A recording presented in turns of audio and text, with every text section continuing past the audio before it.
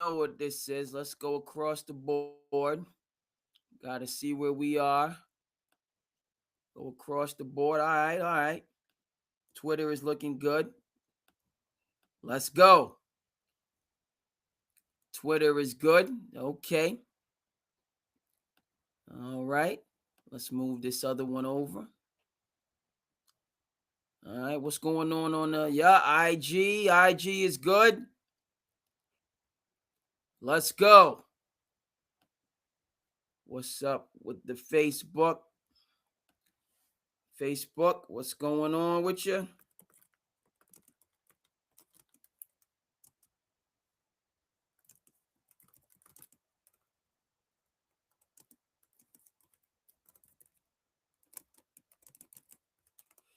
Yes, indeed. We got the Nuggets and the T-Wolves battling it out. NFL draft. Favorite events. One of the best in sports. They do it big. Facebook is good.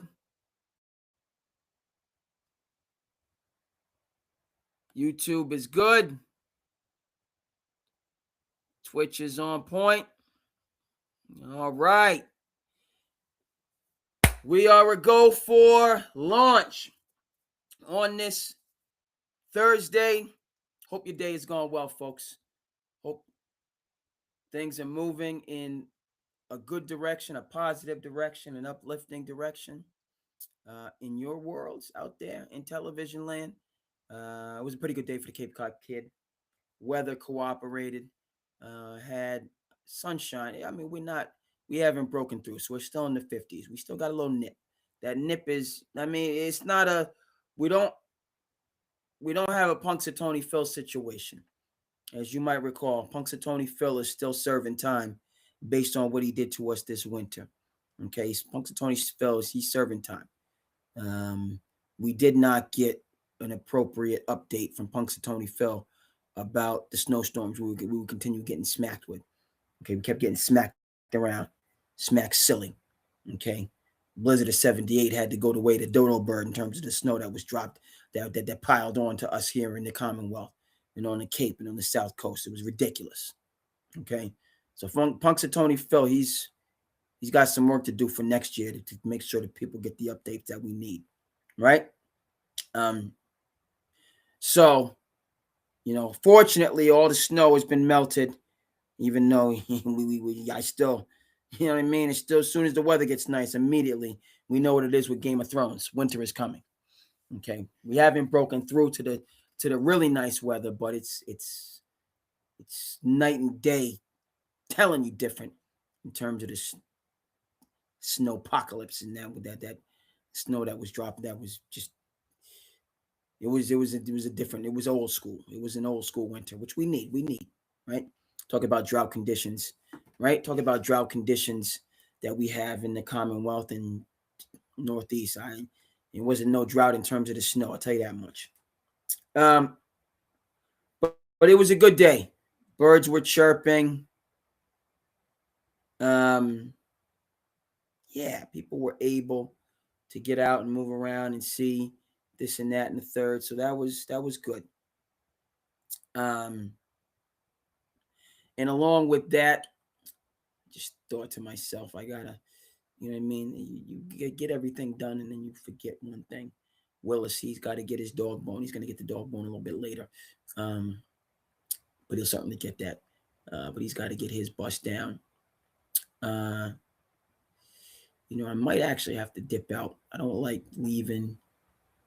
I might have to, you know what I mean? You remember this, you remember that, you remember the third, and then you forget the one thing. But will it? I didn't get him his dog bone. So we're gonna navigate that. I'll make a final decision in about 10, 15 minutes. But we might have to hold on a topic for a second or three for Willis to get what he needs. I think that's how it have to go now. You know what I mean? We might have to get Willis up on the screen for the people as I go ahead and just, it'll be a quick 1-2 thing. We're gonna do it that way because these things bother me when I don't get things done that need to get done. So we're gonna get Willis on the screen in a bit.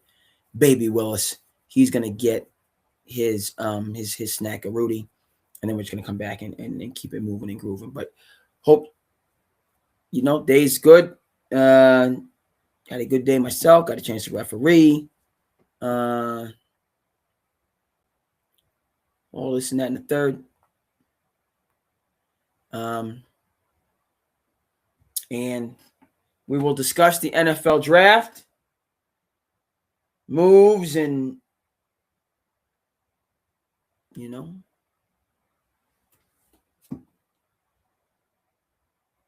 what do we got here? Peter Woods, DT Clemson. He's down in the ATL all-white party.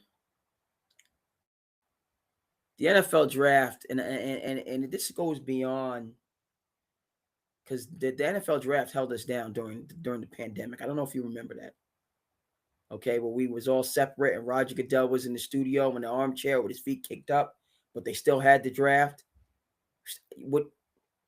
So obviously I'm a basketball person, so the NBA is near and dear to my heart, but NFL is not releasing its kung fu grip on the number one ranked, sport by far. They're not taking anything for granted. They invest in this. It's like a not even a concert. NFL draft is like Coachella. It's like a multiple day event. It's a concert. It's like Woodstock. But the way they do it, it works. I'm a sports guy. I'm not a true blue diehard NFL. I love sports, but I'm not ingrained in the NFL culture like I am in the hoops culture. And we are going to discuss NBA draft and AJ DeBanter declaring for said draft and A Cuff taking his talents to the association. We'll discuss. But this is, they build like a miniature concert stadium next to the stadium. Do I agree with Roger Goodell on everything? No. But that man knows his business. Knows it well. So we're going to dive into that amongst other topics. So, but let's get our volume right. Let's get our levels right. We're going to take care of Willis in approximately 15 to 20 minutes. He's got to get his snack of Rudy. We ain't going to leave him out the mix. I did a number of things, but then, right? Forgot the snack of Rudy for Willis. So we're not going to sleep on that. All right, folks. Does that work for you? All right. Let's get it cracking. Yes, indeed. SandCity to the business. I am your host, K, artist only known as Andre King. Thank you so much, folks. On this NFL Draft Thursday, doing the SandCity Sports, where we are back in breaking sports. That we got NBA playoffs, T-Wolves and Nuggets battling Cleveland and Toronto.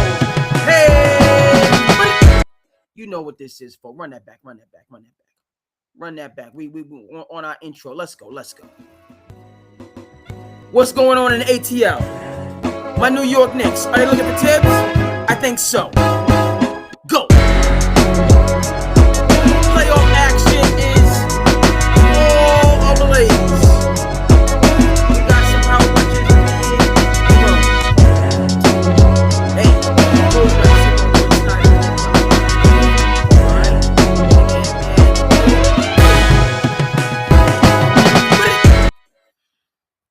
Hey, Ant-Man in the, you know what I mean? I'm hearing back from my people here. Excuse me. You know what I mean? You know the Cape Cod Kid is up, so you reach out when you get the time. I know folks is busy out there, man. But you know what I mean? They let me know. But yeah, folks. Playoffs, hey. Toronto, the series doesn't start until the home team loses. Cleveland handled business at home. Toronto said, hey, we are the North. Okay, Knicks messed around in game 2. What he said, I've been in a long time. I shouldn't have left you. Without a dope beat to step 2. It hasn't been that long since the Knicks were, you know what I mean? It happens. It takes time. Okay? An elite coach and leader, right? Last year for the New York Knickerbockers, lost a home game because of a moonshot off, and you want to run that man out of town. Craziness. It's crazy. Okay? You know what I mean? And now Mike Brown finds himself in a similar situation. Does that mean that Mike Brown needs to be run out of town? I don't think so. This is you know what I mean? We got the scenery, the for the intro, but let's come on back. So these playoff series, I'm moving and grooving, but we're gonna play the hits. We're gonna play the hits, even though I done missed. I'm not proud of it. We know the SandCity. We don't play a hate. We congratulate. Okay, we don't play a hate around here. All right, so I show respect, a lot of respect. Okay, appreciate my folks that's doing it. And I learn from folks that's doing. Where am I going with this? I'm not happy. I'm on vacation this week. I'm pseudo vacation. I'm getting a lot of things done. Getting a lot of things that need to get done. But I missed my Maller Militia check-in yesterday. I'm not happy about that. All right, because I got to check in, particularly when I have the time over vacation. Okay, I'm not happy that I missed my Maller Militia check-in at all. Okay, all right. When I'm making an effort, I'm to be there tonight. For you to check in with Big Ben. I might have lost some stripes in the Maller Militia. If I do, it is what it is. I take full responsibility because I'm supposed to be checked in.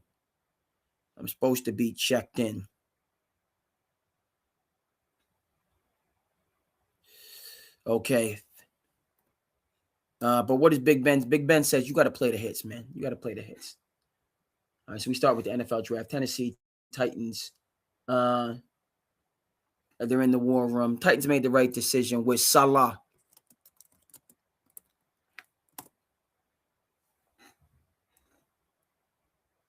I'm a Robert Salah fan. I thought he was a good coach. For the Jetropolitans,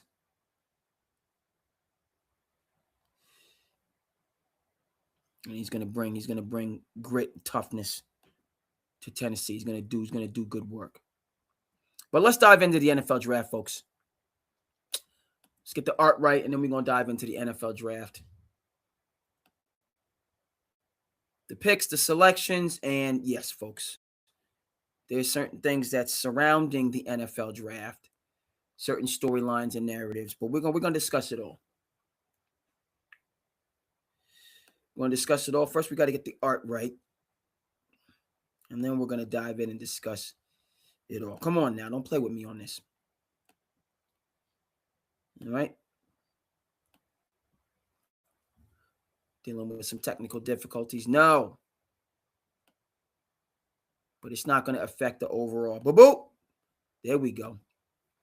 Let's get our art right so we can dive into the NFL draft writ large and everything surrounding it. But first things first, we need our art so we can tell this story. Let's go. We got it lined up.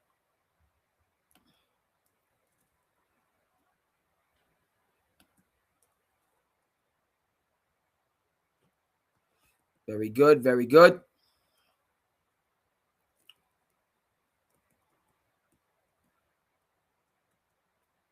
And we're gonna go right here where we have the opportunity, and we're gonna get right into the NFL draft.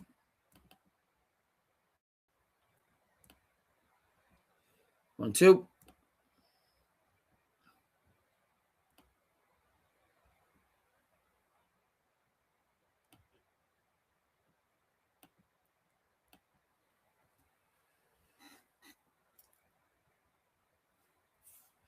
Keldrick Falk, Auburn edge, walking out to meet Roger Goodell, have his NFL moment. All right, folks, let's get into this NFL draft writ large. Let's dive in. Okay. The draft itself, winners, losers, storylines, the whole 9 yards. Let's go. Let's go. We got what's going on? What's going on?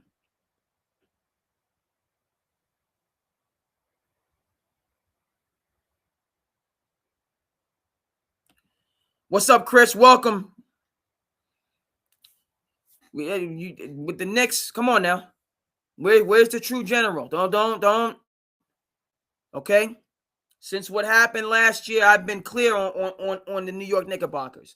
Nothing but love. Okay. I'm staying with the Big Apple. I'm staying with my roots, being from Jersey, rooting for the Knicks as a kid. The Patrick Ewing, the Charles Oakley, the John Starks, the Derek Harper, right? The Xavier McDaniel. Please. It's my childhood. So I'm not relinquishing that, but I made it clear that there was going to be, right? Going to be some tough times ahead when you got rid of a true 4-star general that built you up into a championship contender. You don't just jettison that person, all right, because you're in your feelings, because he didn't give you a pat on the back and a Reese's peanut butter cup, all this pampering that we're doing instead of the true blue nitty gritty coaching and building people up. How you going to be built up, when you got to have, luxury everything. So no shade on Mike Brown, no shade on I'm pulling for him. But you're seeing the same things this year that you battled through last year, and yet you had a regime change in the midst of it. When you had a regime that was working, that connected with the personnel that you had. We'll discuss that more, okay? Yes. Feel free to jump in. Okay, Arizona taking Love. Let's discuss. You're not pleased necessarily with your Rams picks. Break it down. Okay, I'm here for it. I keep it 100. I'm coming from the basketball tradition. That doesn't mean that I'm not going to explore and get into the NFL draft writ large in terms of the players, their projections, what it means. I'm here for all that. I'm here for all. I do know, I know what I know, and I know the Jets added a game changer on the defensive end with the number 2 pick. And I know the Jets are in win now mode, so they heck no. You disagree that Bailey is a game changer? Please let me know. I'm feeling coming, from where I sit. I see a divisional team. Yes, the Jets have been a doormat, and they continue to be a doormat, but they weren't really playing for this year, were they? No. They're playing for the 2020. They were playing for the 2026 season and beyond, right? They kept Aaron Glenn. They kept the culture in place. They're trying to build something. By the way, they were building something when they had Robert Salah. It's not his fault that Aaron Rodgers, first seconds of his Jets tenure, you walked one way and blew his Achilles. That's not Salah's fault. He should have had 2 years with A-Rod trying to build something. He's not responsible for that. Oh, break it down about the Rams and your feelings, okay? Because as far as I'm concerned, relative to the Rams, your man Sean McVay, who is in a little bit of a hot seat, we are going to discuss, folks. And it's been some time, right? Today's the day for it. We are going to discuss, we are going to discuss Mike Vrabel and Diana Rossini. We're going to discuss it today. Is it going to overshadow the, benchmark moment that we're having with it's not going to overshadow the NFL draft. And again, come through, Chris. You're upset with your Rams. Explain, because you're embedded in this. When I hear Rams, my view is who the heck is on the team? Matt Stafford, okay. You got Adams, you're right, the wide receiver, okay. Puka, all right. It's a bunch of players that Sean McVay developed into Super Bowl contenders. Sean McVay is the Kenny Atkinson times what? 5? I'm not going to say times 5 because Kenny Atkinson is but all this credit that we give to Bill Belichick in terms of his player development, I'm like, aren't the Rams supposed to be rebuilding? Aren't they supposed to be rebuilding? Okay, not it. This isn't, and you know what I mean? This isn't a quarterback-rich draft. I can't say that with some confidence. Coming from the basketball tradition. It's not a quarterback-rich draft. People talking about Mendoza would have been in Patty Mahomes land. 15, 17, 8. Hold on. Patty Mahomes might not have been the 15th pick. I gotta double check. I think he might have been higher than that. Because I was just listening. I think Pat Mahomes was around 10. Anyway. Okay? Let me double check that. Heard a good story today. We don't play a hate, we congratulate. I was listening to Fox. LeVar Arlington, Jake Laser, Jenny Taft was doing a good broadcast. I had the referee today. And they were talking about McVay. Not McVay. Peyton was all in on Patrick Mahomes. I'm saying Patrick Mahomes was the 15th pick. He was the 10th pick. Okay, corrected. I stand corrected. Thank you.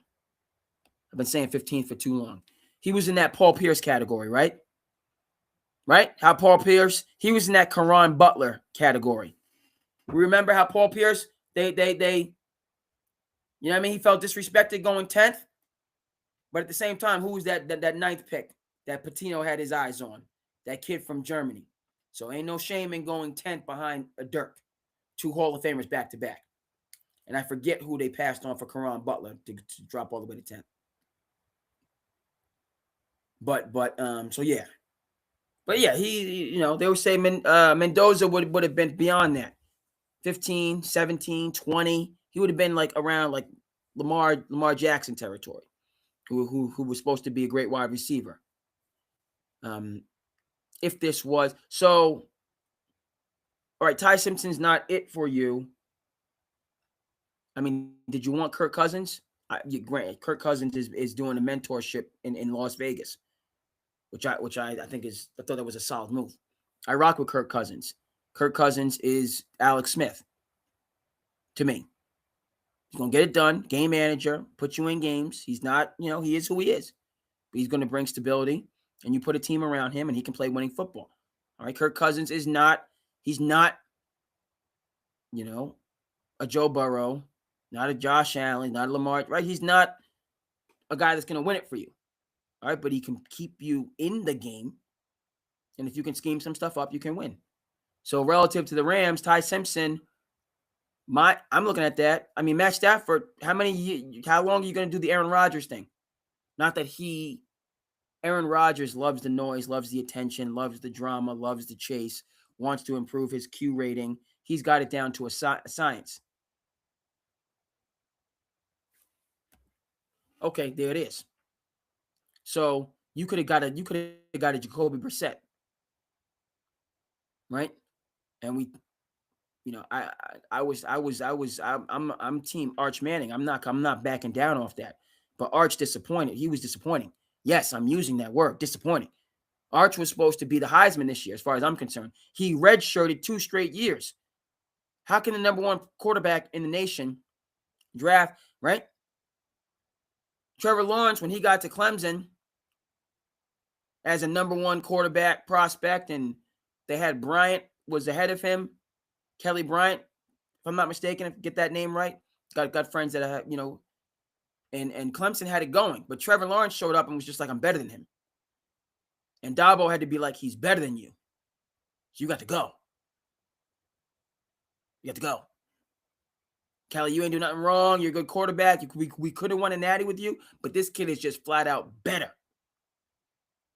And that began the Trevor Lawrence legend, winning the natty as a freshman, and then having and then being number 1 overall pick. And he's been a good pro. He's had Urban wasn't the right guy for him. Peterson was the right guy, and then it didn't work out. And then he had a new coach, so he's had some turnover. But Trevor, I think Trevor is one of these guys that can win games for you. Trevor Lawrence is a better quarterback. Come at me, people. He's just more talented than a guy like Kirk Cousins. Kirk Cousins is not talented. He's together. He's an adult. He's not a 5-star. He's maybe a 3-star. I don't even know if he's a 4-star. He might be a 3-star, but a consistent 3-star.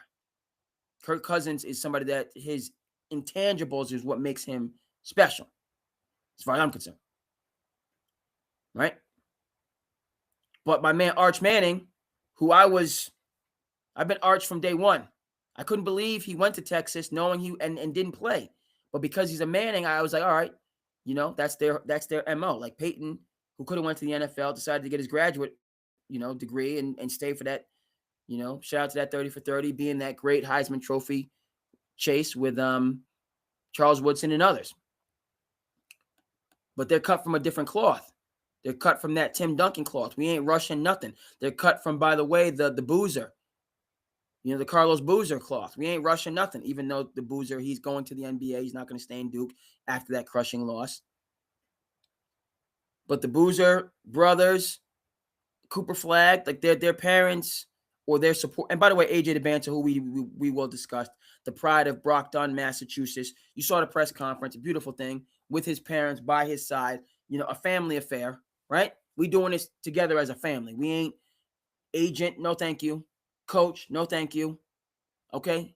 You speak, it runs through Ace, the dad. Tell me what you're offering. And you're going to pay top dollar. We ain't taking no shorts. I love all of it. I love every last inch of it, what I'm seeing from the DeBancers. And not just because he's the pride of Brockton, the city of champions here in the Commonwealth. No, we doing this as a family. There's going to be stability, and you ain't finessing nothing around here. If you have something that's going to benefit my son, and by correlation, our family, come with it. But this ain't going to be about you, your grassroots program, nothing. You are not going to be the primary beneficiary of my son's labor power and unicorn talent, which happens far too often in the grassroots. Pick a sport, happens far too often, but no. And if I even think or suspect that that's what your angle is, you shut out. Who's in that? Because we know we're going to have offers. But who's coming next? Oh, we're going to discuss the DeBanter. I'm thrilled. What does this have to do with Ty Simpson? Okay? And the point is, this argument is, McVay, you know what I mean? So why don't we bring in, I like that. You bring in Jacoby. Bring in just somebody who could play. You look at what San Fran did with Mac, who, by the way, Shanahan wanted Mac. Old big body Mac Jones. Old dad bod Mac Jones. You know what I mean? As I start to get a little fluffy, you know what I mean? I gotta get, that's a subject for another day. But I'm gearing up for my men's league, summer league, because I had to referee today. So I was just, had it in my mind. I got to make calls tomorrow, get the team together, you know what I mean? And try to get some of these young lions, because the summer league is going to be jumping, because the college kids are going to be home. So they going, you know what I mean? So it's going to be a whole other level in the summer league. But at the same time, I was like, your boy, I got to get my David Goggins on, because I'm slipping. I'm slipping. Your boy's out there like Khalid El Amin. But I ain't got Minnesota talent like Khalid El Amin. By the way, what's going on with the Timberwolves game? They were smacking the Nuggets, smacking them. Let's come on. Give me the full picture. You just giving me NFL draft. Give me the full picture. What's okay? 10-point game. We locked in for the NFL draft for the. Hold on, what the Heezy? Oh, folks. The news. I'm trying to watch the NFL draft. The news. You know what they're talking about? You know what they're talking about here. They didn't want to talk about it for like a week or so. By the way, shout out to the Odd Couple. We don't play a hate, we congratulate.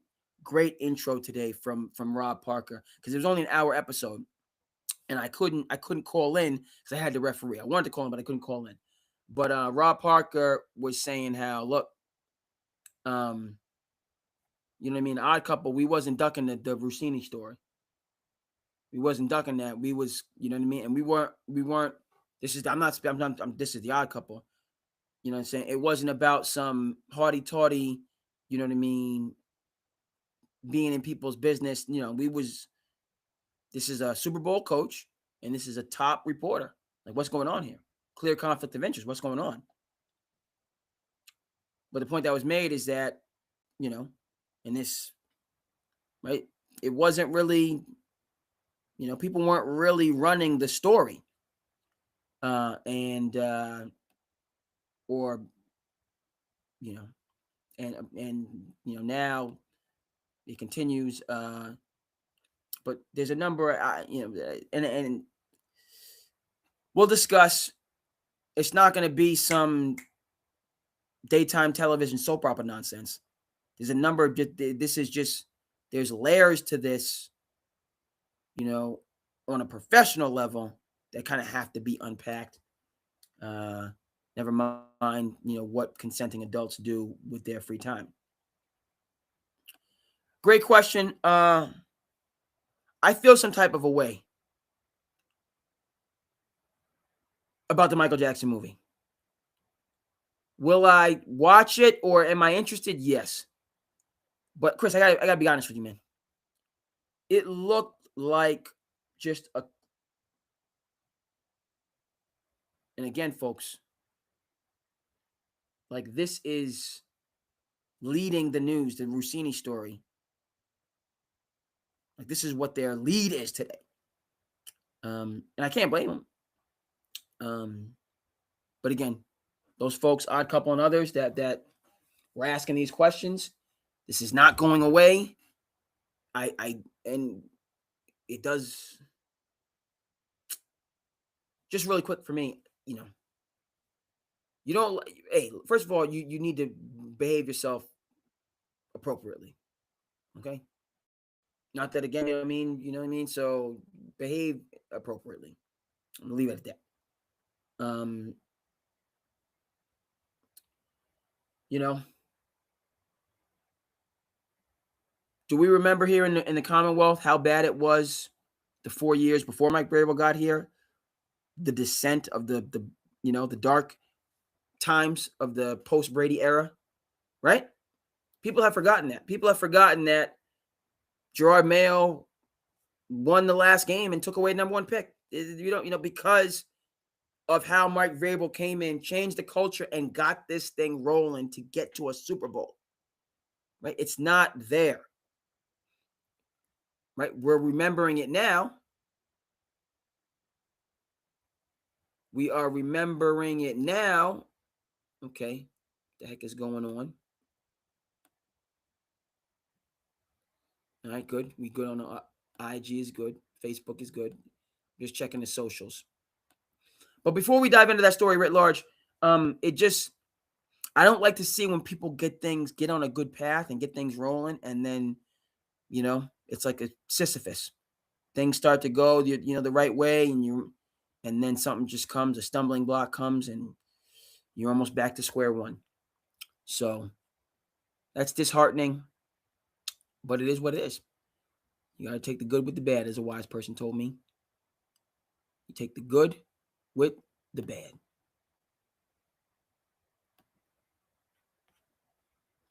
All right, so we're gonna go there.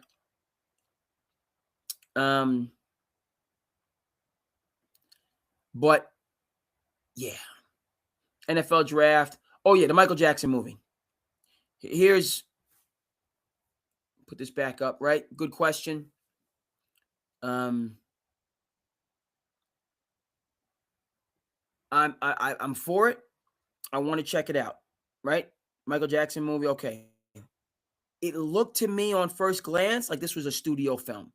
Like, it's like, okay, our formula says we need to reboot this concept because it's going to guarantee us X dollars. So we're just going to, it's like a studio rather than, right? Who was the lead in the Muhammad Ali film?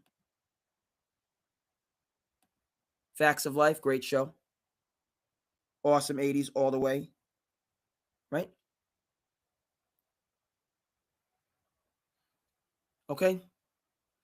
Let's come back to the NFL draft, right? Because Chris, you bring up a question that we're going to dive into. Then we're going to come back to the draft. A lot to discuss there, but a good question.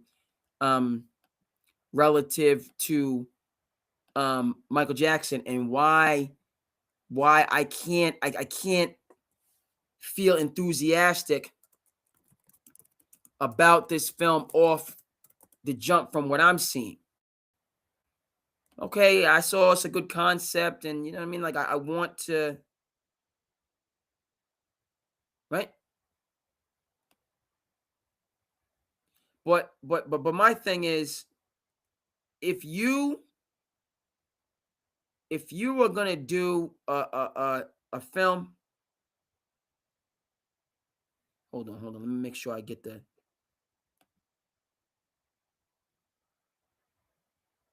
Yeah. Okay, first of all, let me see if I can get this. Let me. We got to get the art right. It's an important question. Yes, sir. All right, we got our art for this Michael Jackson conversation, an important conversation. All right, because I don't care how old you are, if you don't understand what Thriller meant, if you can't appreciate. So, Chris, I'm wait and see. I'm wait and see with the Michael Jackson film, and the reason being is because I don't know, right?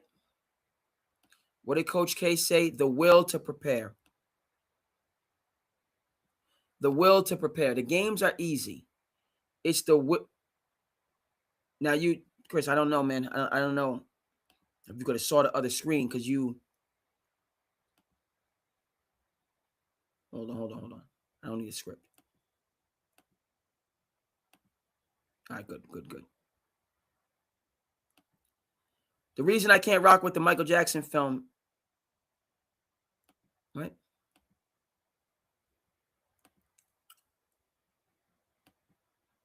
Did this level of dedication go into the film? Is this the type of dedication that we saw go into the? Because there you go Will Smith, right? How much weight and muscle did he have to put on to play this role and to be nominated for an Oscar? Well deserved.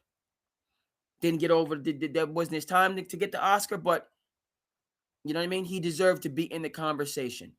This is a transformation, folks. If we're going to do a film on Muhammad Ali, I need a breakaway, a superstar to play Muhammad Ali. I haven't seen that in Michael Jackson. Who the heck is playing Mike? You know, like what A-list Oscar-winning actor is playing Mike? I don't know. It looks like him in the trailer, but I don't know who you are. And then I don't. You haven't proven to me that you have this level of dedication for this for the magnitude of this role. It's like, okay, we're gonna put a Michael Jackson lookalike is gonna play Mike. Then we're gonna have just some basic storylines. Jackson 5, father was tough on them. Mike broke away to do his own thing. Thriller, greatest album of all time. Play some of the Thriller tunes. Okay. All right.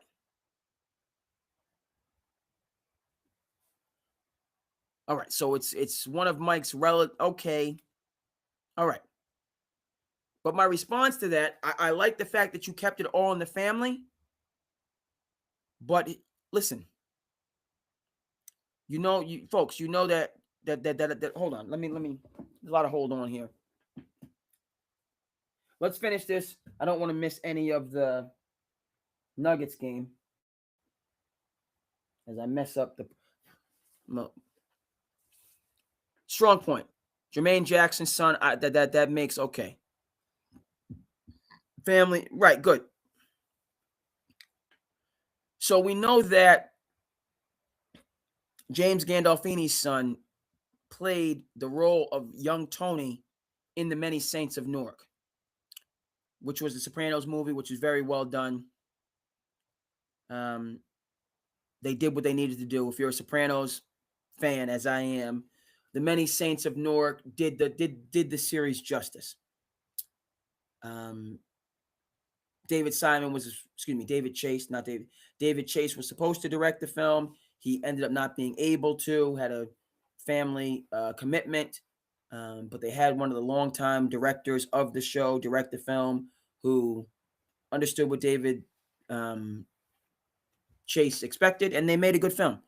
The Many Saints of Newark. It was supposed to come out during 2020, but we know what happened during 2020, early 2020, right? The world shut down.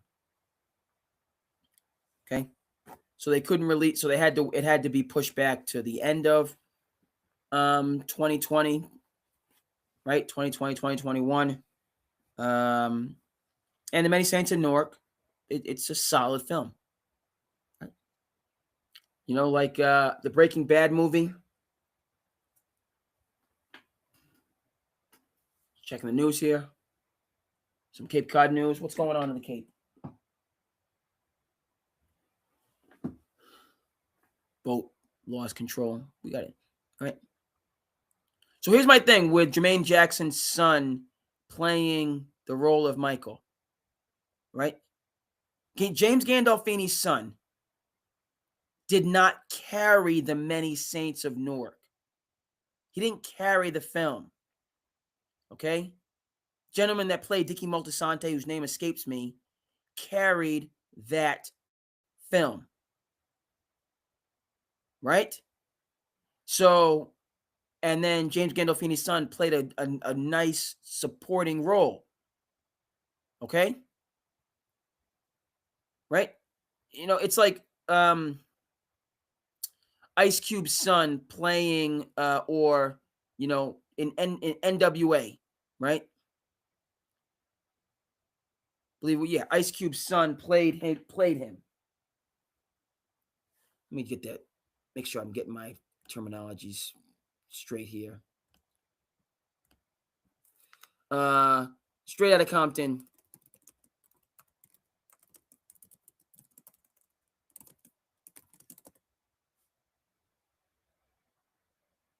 Right.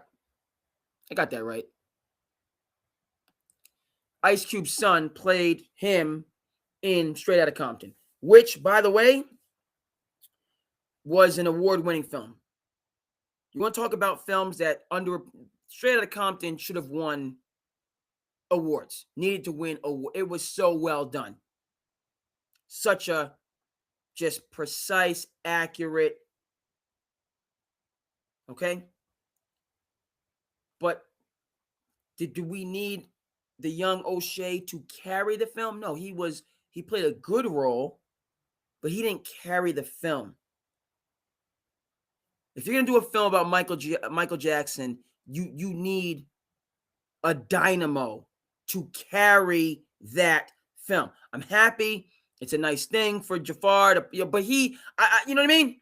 As good as it is as a family moment, you're not telling me that this somebody that doesn't have the background. Okay.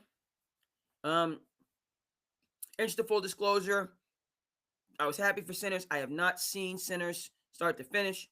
You know, the horror, and that's not necessarily my cup of tea. I'm not against it, but it's not necessarily my cup of tea. But, you know, folks, you know, Sinners could have, you know, been given more. Duly noted. I didn't see all of the films that were up this year.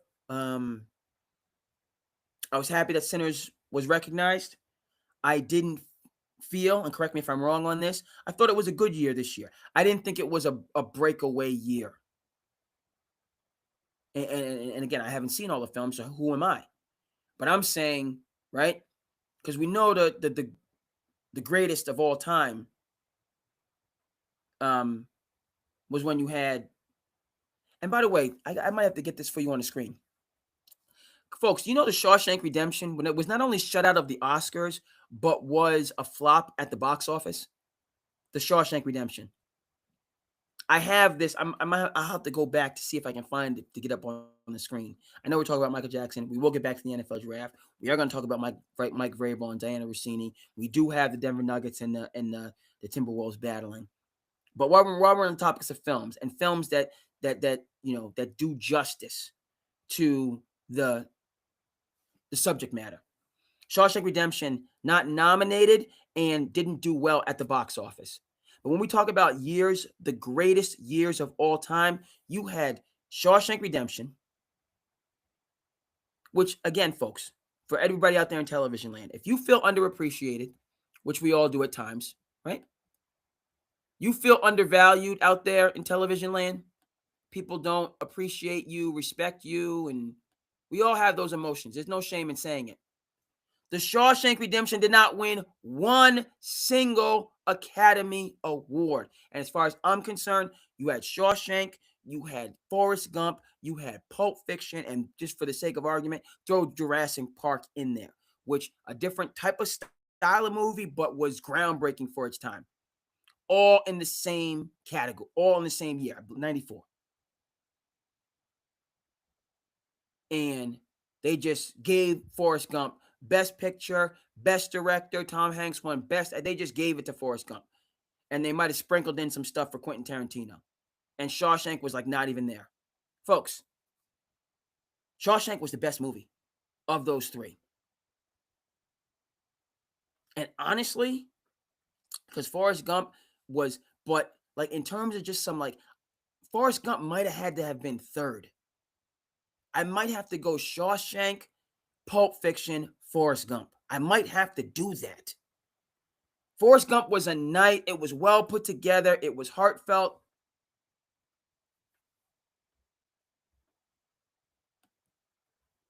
Nugget supporting cast. To me, I just think, to your point, and I'm a Mike Malone fan, you got rid of Bruce Bowen, who Mike Malone wanted, replaced him with Russell Westbrook. Then you fired Mike Malone and you brought back Bruce Bowen. You brought in Valanciunas, who can go. You got Cam Johnson, who can go. The Nuggets have talent, right? They just might not have. They're just a little bit older. What do I mean by that? I mean, they shouldn't have lost to Minnesota 2 years ago, is what I mean. You should have beat Minnesota, broken through, and lost to the Celtics in that finals. Okay? And then, they took OKC to 7 games last year with a lot of turmoil. And they didn't have Cam Johnson as far as I'm concerned. You know what I mean? The Nuggets, they got dudes. But Ant-Man, it's his time. Joker, okay. The Joker is more efficient than Anthony Edwards. But if Anthony Edwards locks in and gets the Mamba mentality, he can take over. The Joker is more efficient. There's no comparison between Joker and Ant-Man in terms of athleticism. So that's just not happening. But if you combine Ant-Man's explosiveness with the technique, the fundamental being fundamentally sound, and then doing what Joker did last year against OKC, and Joker last year against OKC, pushing them in 7 games, just said, I'm the best player on the court. Don't even think about putting the Slim, and it's not because Kevin Durant's a Slim Reaper, but you're going to put Chet Holmgren on me, 7'1", $170 soaking wet. Joker was just, you don't even, that's, you know what I mean? Like, you almost insulted my family by putting this guy on me. Okay, you want to put iHeart on me? Hartstein coming from the Tom Thibodeau tradition, good center, but that's mincemeat. I'm gonna just right. The Joker had Ivica Zubac, who's better as far as I'm concerned than Chet Holmgren and Hartstein. It's not even close. And Joker's just like, no. Okay? So he mad dogged OKC last year. Right? Anthony Edwards, if I'm, you know what I mean? And you the one that been in 2 straight Western Conference Finals. And it's not just Anthony Edwards. They brought in Rob Dillingham, tremendous in that trade. Dillingham, Ant-Man, Jaden McDaniels, who is a 3-and-D monster. Naz Reid, who's in tremendous shape. And they got Julius Randle. And they got Rudy Gobert. Minnesota's just better than them. I'm sorry. They're just better. And shout out to whoever, the organization, because Minnesota is loaded. Loaded. They're stacked.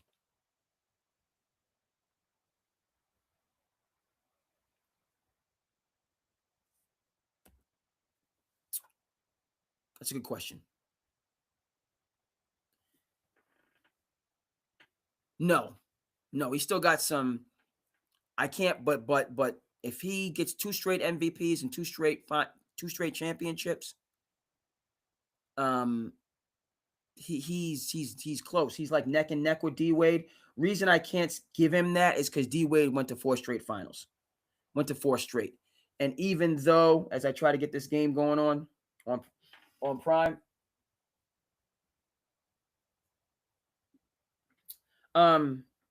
even though D Wade does not have the MVPs, I still need to see more from. I mean, he's trending, right? We just need to see him get there. We got to see him get there for SGA, right? So no, you know what I mean? It's right because he could, right? Ja Morant and weren't Ja and them supposed to take down the Golden State Warriors? The new kids on the block, Ja, Bane, Jaren Jackson, Steven Adams. That right? They were supposed to, because they was talking that big talk. They was talking that Dylan Brooks, right? Getting into it with Uncle Shannon. Right? They was talking big talk. And what has happened to them? What's happened to the Memphis Grizzlies since? Okay. So it's trending. The cultures are completely different. OKC has a very strong culture, established by Sam Presti. And they're formidable. They're formidable. But so are the San Antonio Spurs. Right? I don't care what anybody says. Houston Rockets are dangerous. MA is on a little bit of a hot seat, right? Because you're messing around, like you got to get it done. Denver, Minnesota, right?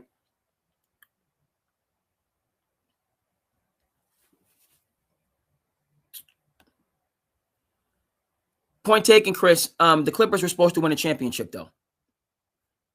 That was Jerry West. That was right. So let's finish on this topic, right? And then we'll discuss the current situation. We'll get into SGA. Really good topic. We're gonna come back to the NFL draft, folks. Don't you worry. We're gonna come back. We're gonna discuss Diana Rossini and Mike Vrabel. We got to get into that. Okay, but we're gonna go with we're going to keep, Chris, you keep bringing the information. So we're going. All right. Michael Jackson film. I hope it's a good film. I'm pulling for it, right? But I need you. You don't just play around with Mike. You don't, and not just because the studio, did some numbers and this is like a family passion project. I get all that. We need, and if it's gonna be like, is Spike Lee directing this film? Like, what are we doing? I need Spike Lee directing it. I need everything for Mike. Okay. I hope it's a nice film. I hope it does well at the box, but I don't see that. I don't see a Shawshank, Pulp Fiction, Forrest Gump, Jurassic Park. I don't see a Wolf of Wall Street, Dallas Buyers Club, 12 Years a Slave, right? Just heavy, just strength on strength. I see, hopefully it goes off well. Hopefully they do it justice. Honestly, I don't even see, and no, just like I'm not like, is it even gonna be? Thank you, Chris, man. What, Chris, man? You need your own podcast, my man, my bro. I need to be on your show, bro. I'm sorry, bro. It's crazy. Do people even understand who Antoine Fuqua? This is the man that did Training Day. This is the man that did Brooklyn's Finest. What? That's what. Well, I'll be there, man. I'll make time. Antoine Fuqua? What? And he's done a number of other. He did Southpaw with Jake Gyllenhaal. He's done a number of other projects. But Training Day was his first film. And if you haven't seen Brooklyn's Finest, you have done yourself a disservice. All right, man. Well, you need another one. Get back in the saddle, bro. Because you got the knowledge. You know what I mean? You might not. Hey, life's busy. I get it.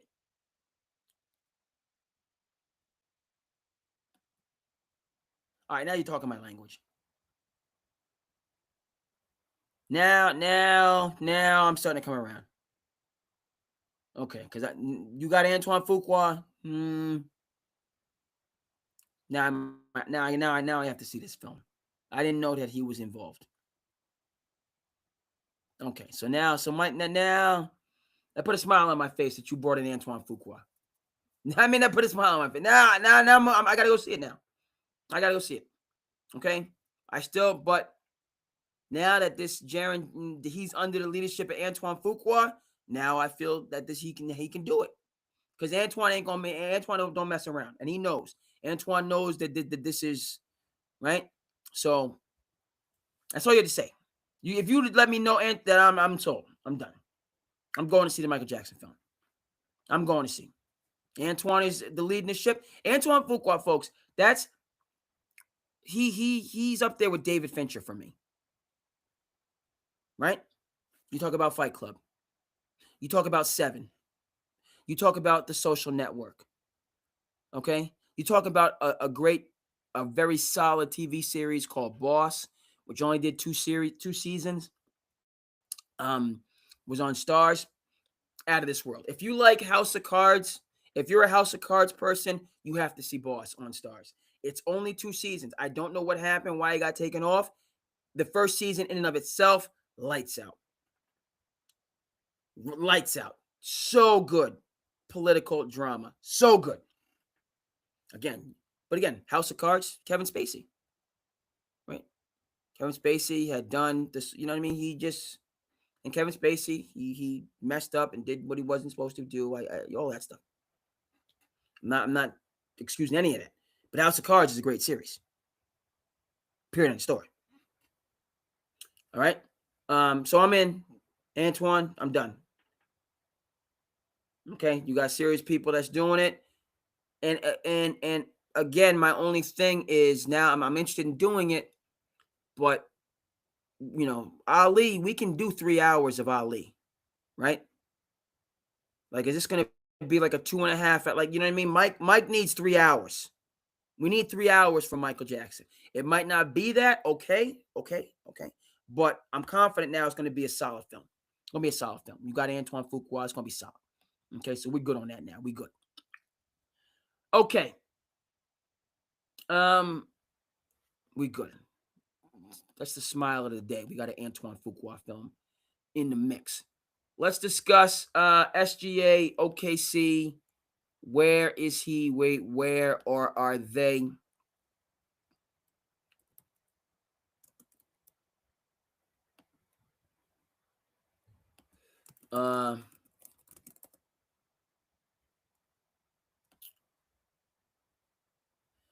Because for me, I got to say, SGA is at a bit of a crossroads, man.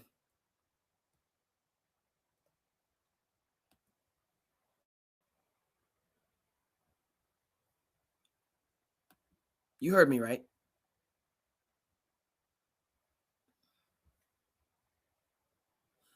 SGA is at a bit of a crossroads.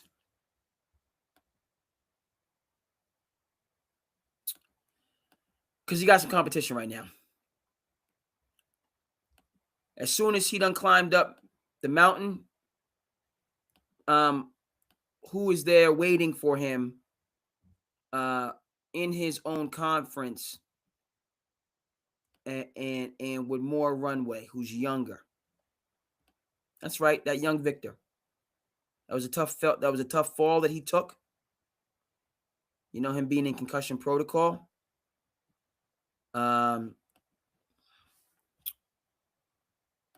Honestly, he you know, that wasn't, you know, there was nothing dirty about that play, but he just wasn't able to catch himself. He just fell like, you know, he fell with his arms inward. Like you fall. What are your your arms got to be up, you know, so your arm is here, you know, so you hit your. How are you gonna fall? Like it's almost like he almost felt like a trust fall. Wemby. Okay, which, you know, I looked at that. I'm like, what the? Why would you? How do you fall that way? Well, he's 7'4" out there dipsing and doing like a point guard. That's how you fall that way. You know how he's able to move with his height. It's you know, it's awkward and right.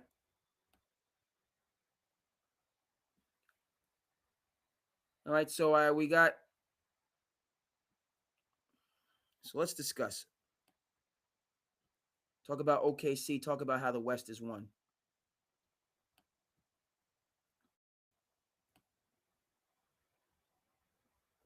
Okay.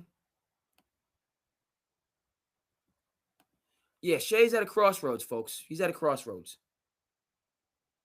and we hope that the heck is going on here. All right, we're good. We're gonna do some sharing because sharing is caring. And let's get it.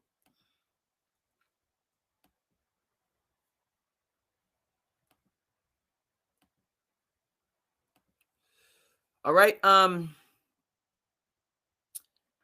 So they've been the number one seed the last 3 years. They drafted well. They've developed well. They're friends on and off the court. They rock with each other. They're not about no my turn, your turn, in between the team stuff.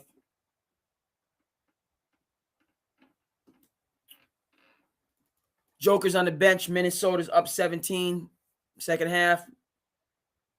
Look like Nuggets are cashing their chips in on this one.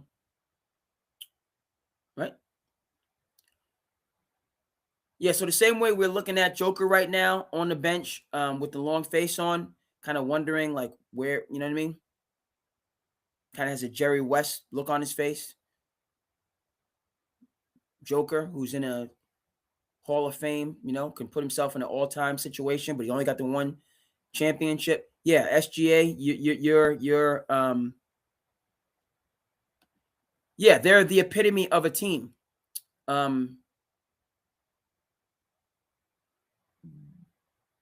But they're in the Wild West. So you want to talk about SGA being ahead of D Wade? I don't know if SGA is going to be. Is he going to be in the conference finals? Like what are our second? Let's take a look. What are our second round matches? Right, because he's gonna have to go through what he's got to do. He's gonna have to go through Wemby. No. So he's gonna have to go through.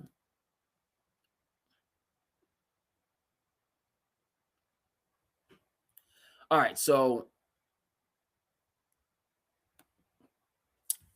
you know that number one seed is valuable because the Rockets, who can't get their mind right, you know, and are missing Van Fleet. I get that. But still, you shouldn't be losing games to the Lakers without Luka Doncic. And you just acting like and I see you're coming from the City of Angels, but the Rockets aren't You're just going to sidestep the Rockets, who Reed Shepard, number 3 overall pick. Amen Thompson, number 5 overall pick. Jabari Smith, top 5 pick. Sengun, all-star, young lion. And Kevin Durant's supposed to be your vet to get everything in line. Okay? Reed Shepard, he's not just a guy. You know who's number 3 overall pick? James Harden. Okay? So my point with the Rockets is, first of all, let's give credit to JJ, who was coaching grassroots basketball, and now he's an NBA head coach, and he's got his team out of the play-in, which is insane to me that the Lakers have missed the play-in. Okay, yeah. Emma, you shouldn't be letting JJ Redick outmaneuver you when you are a career coach, right? Emma had to wait. He had to be the defensive coach so that Steve Nash, who was in a text thread with Kyrie Irving, that was the qualifications to coach the Brooklyn Nets, who had an NBA championship roster with James Harden, Kyrie Irving, and Kevin Durant all together. But that was Kyrie Irving, who wasn't under the capable leadership of Jason Kidd. So what was he doing? He was ghosting entire organization, not responding to anybody. Player, coach, general manager, owner, you guys can all get the non-response, because I'm finding myself. That was the Kyrie that we used to know. The Kyrie that told Kenny Atkinson, we don't need a coach. I can be the coach. Coaching is not important. When you had an elite coach in Kenny Atkinson, but you didn't need him. You needed a buddy. You needed a homeboy. You needed a partner. Okay? How'd that work out? Never mind the fact that you ghosted the team. You didn't even show up to doggone work. You didn't even show up to work. Yes, you, Kyrie. I'm talking to you. West Orange, New Jersey. I'm from Jersey. You're from Jersey. I'm talking to you. Because this all actually happened. It's some sci-fi stuff that went down. Sci-fi. Okay? And in the midst of all that, your one big toe, Kevin Durant's foot without Kyrie Irving, Kevin Durant's big toe on the three-point line to beat the Milwaukee Bucks to possibly go to the finals and have a chance to win it in the midst of all that drama and chaos. What does this have to do with Ime Udoka? He had to wait his turn. Ime could have been the coach of that team. Mike D'Antoni could have been the coach of that team. Jacques Vaughn could have been the coach of that team. But no, Kyrie said they didn't need a coach, so they had to go with Steve Nash with no coaching experience whatsoever. He's a great dude. He's innovative. He has a great podcast. He has all these great entertainment ideas. He was the executive producer for a wonderful, impactful 30 for 30 Into the Win. He ain't no doggone head coach.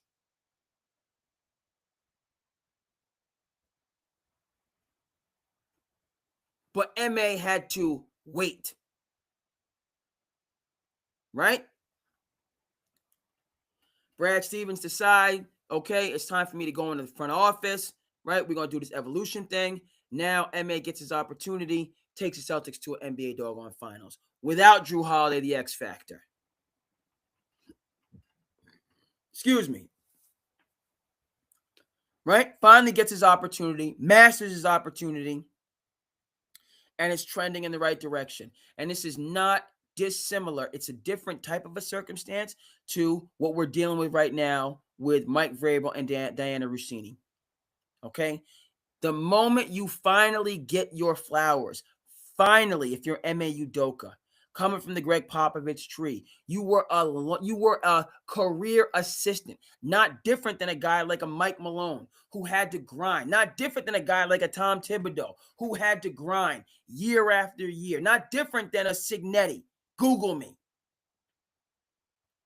Year after year after year of being qualified, but being in a supporting role. Finally, you get your chance, you get your time in the sun, almost like a Morgan Freeman situation. Morgan Freeman did not get, you say, why he didn't get his breakthrough until he was 50.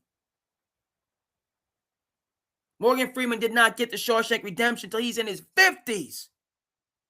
You ain't think that man had talent in his 30s, in his 40s? No, you're not right for that role. We don't know. We don't know how you're going to test. No. Does something to you, affects your sense of self-worth, drives you to do things that are not productive. Okay?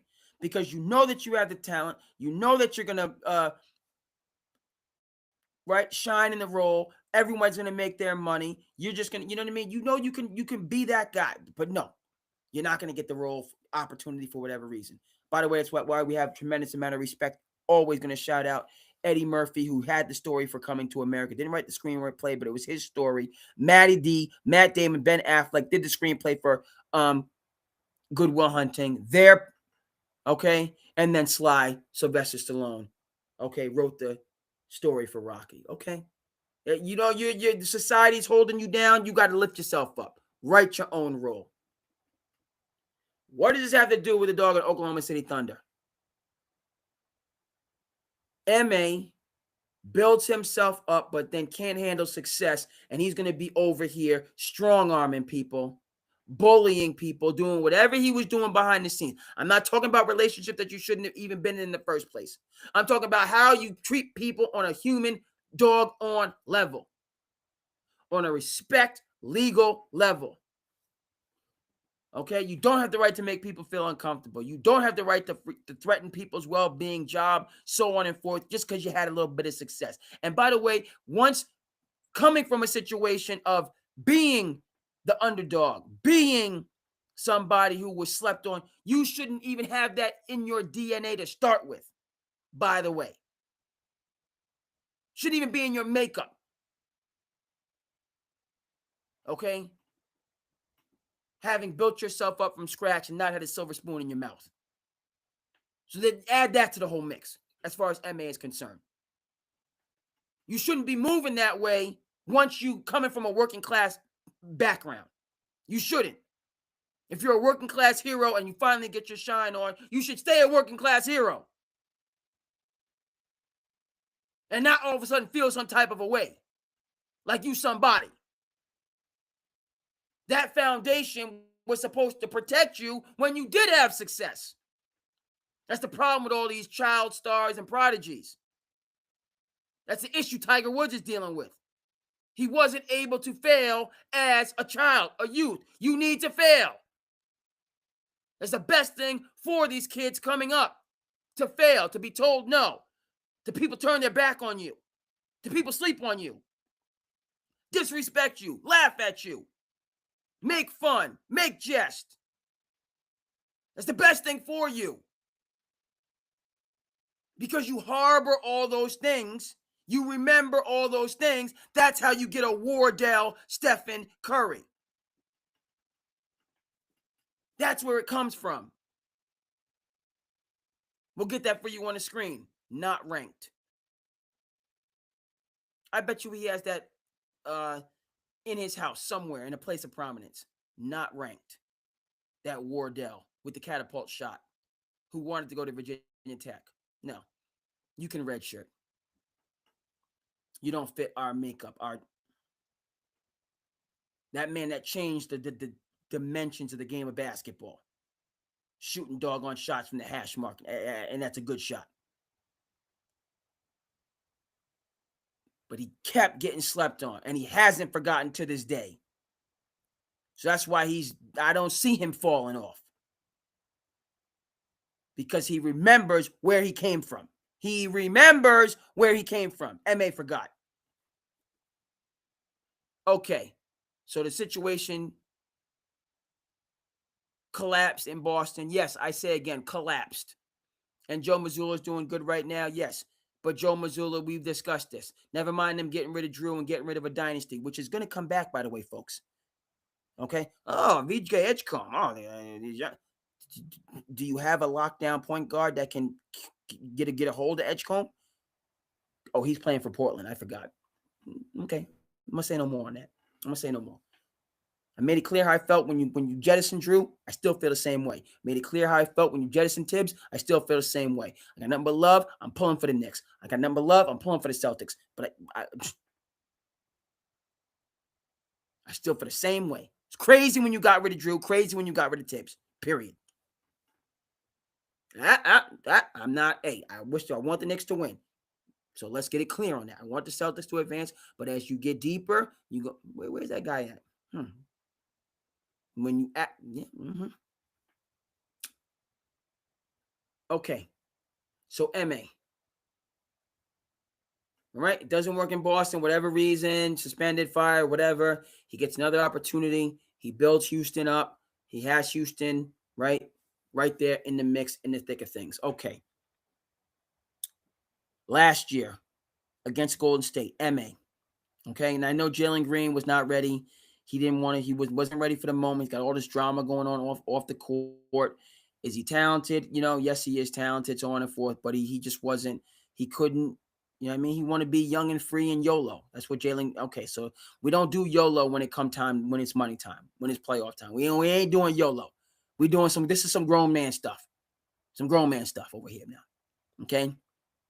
Okay, I'm transferring because you didn't give me no Skittles. I need Skittles in the locker room, and I didn't get no Skittles, so I'm transferring because you wasn't nice to me, and you put me on the bench, you know what I mean, and I'm not gonna work hard and win my role back. I'm just gonna transfer because you made me feel like I wasn't the best thing since sliced bread. No. This is grown man stuff over here. This is the best players on the planet that's actually hungering for a legacy. Okay. They have the money. They have the fame. No. That's not. I already have that. I would. You know what I mean? There's greater things to be accomplished that I need to be striving for. I want a championship, and I'm serious about it. I'm not gonna make excuses. I'm not just gonna fall back on my riches and all my success and celebrity and just be a playboy, pretty boy, prima donna. I want to actually be in the conversation. Not, we talk about, everybody's a Hall of Famer. No, you're not. Everybody's not in the Hall of Fame, okay? You're in the Hall of Friends. You're not a Hall of Famer. You're not. Okay? If it take me more than 3 seconds, you're not a Hall of Famer. You're not.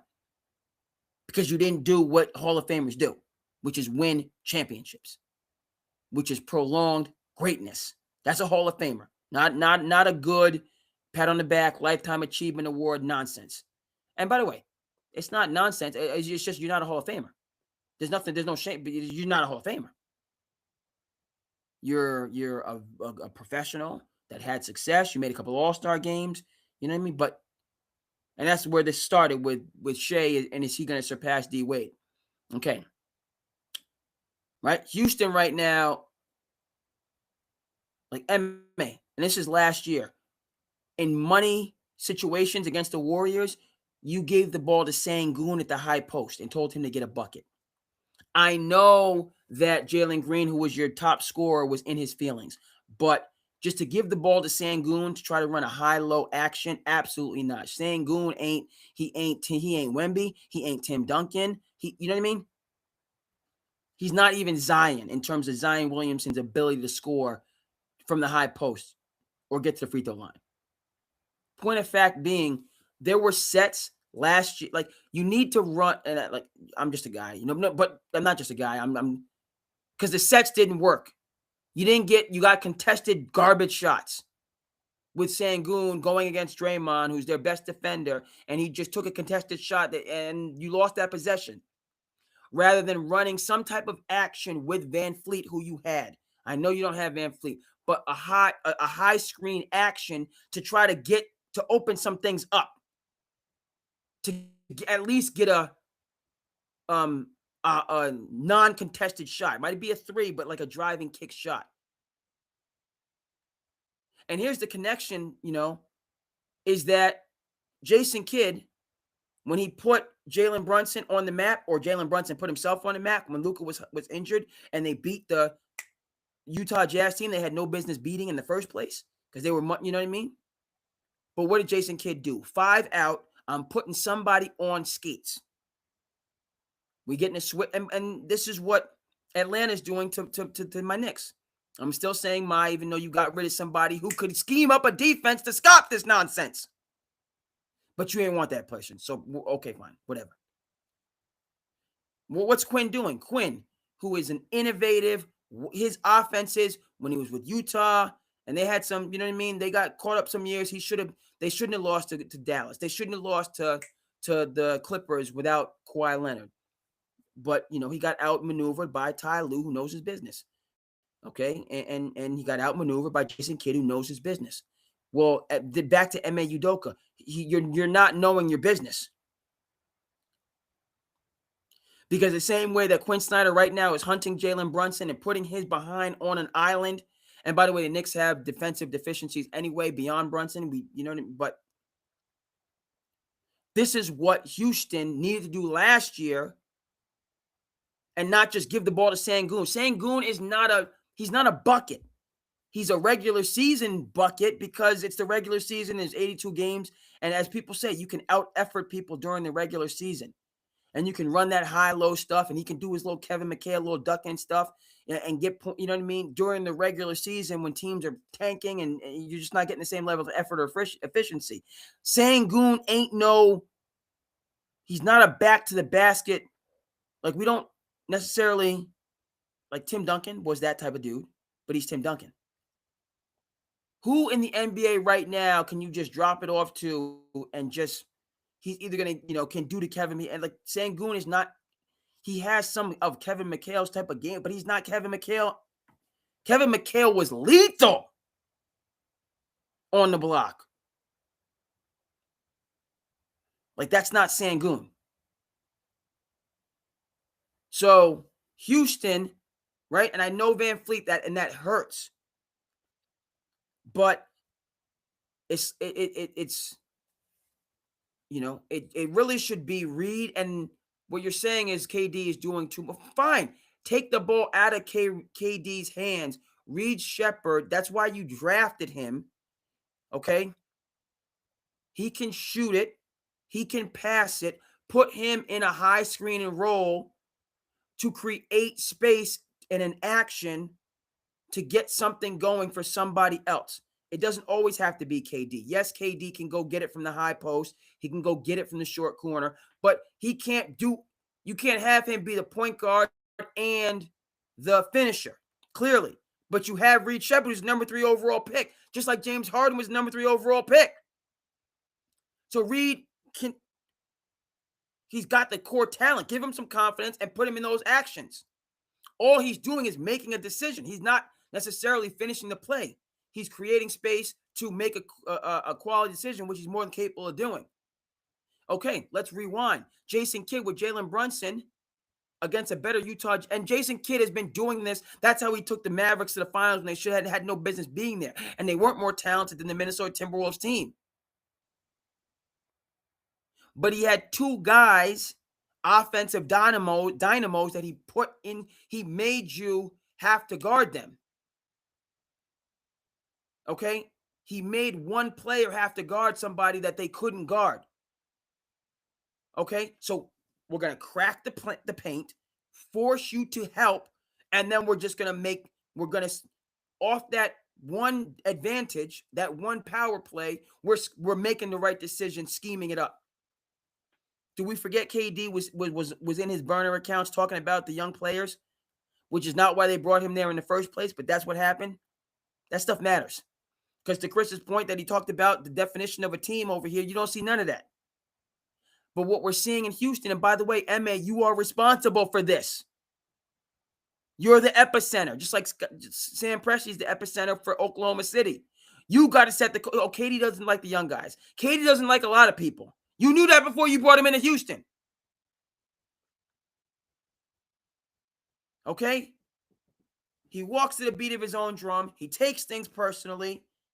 KD is not a uniter epicenter. He's a basketball nerd, basketball savant, if you will. But he's Scottie Pippen DNA. He got Scottie Pippen DNA. There's nothing wrong with being Scottie Pippen, who's a Hall of Famer. But Scottie Pippen isn't the culture setter. He's a culture amplifier. He don't set no culture.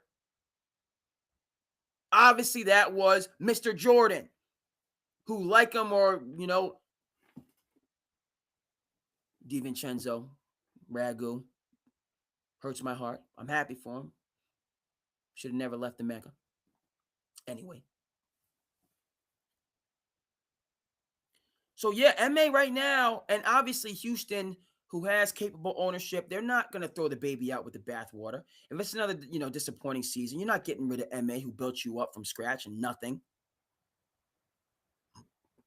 But you might want to look at, you got to bring in some different assistants. You got to bring in an offensive, you got to bring in a David Jorger or, you got to bring in somebody to run that doggone offense.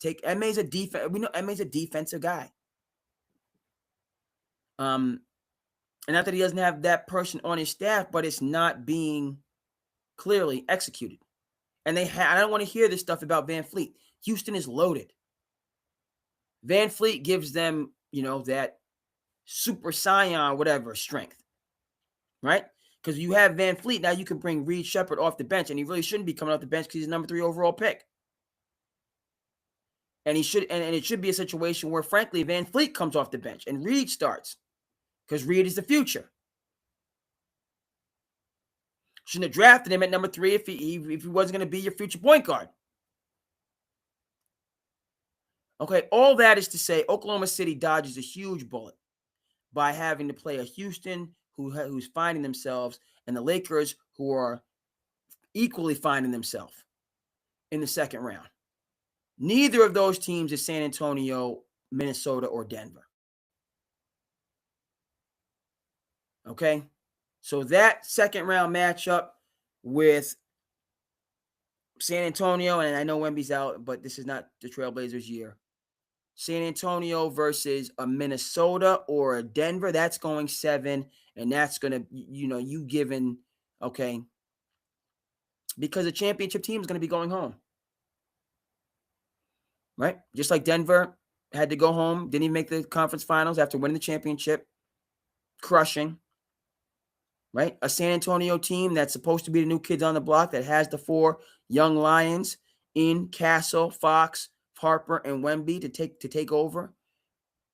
All right, and the supporting pieces and Keldon Johnson and Vassell and Cornette, like they're loaded. They could win the championship this year. Yes. But they might be going home. Or Minnesota, who is loaded. They're loaded. You got Gobert for defense. You got Randall for offense. You got Naz Reid for more offense. You got Jaden Daniels, McDaniels for defense, some shooting. You got Anthony Edwards, face of the league, and then you got Dillingham as just a point guard that can go. Minnesota is loaded. Look at that front court. You got 4 dudes. Rudy, whose defense fine. But Randall, that's a bucket. Naz Reid, that's a bucket.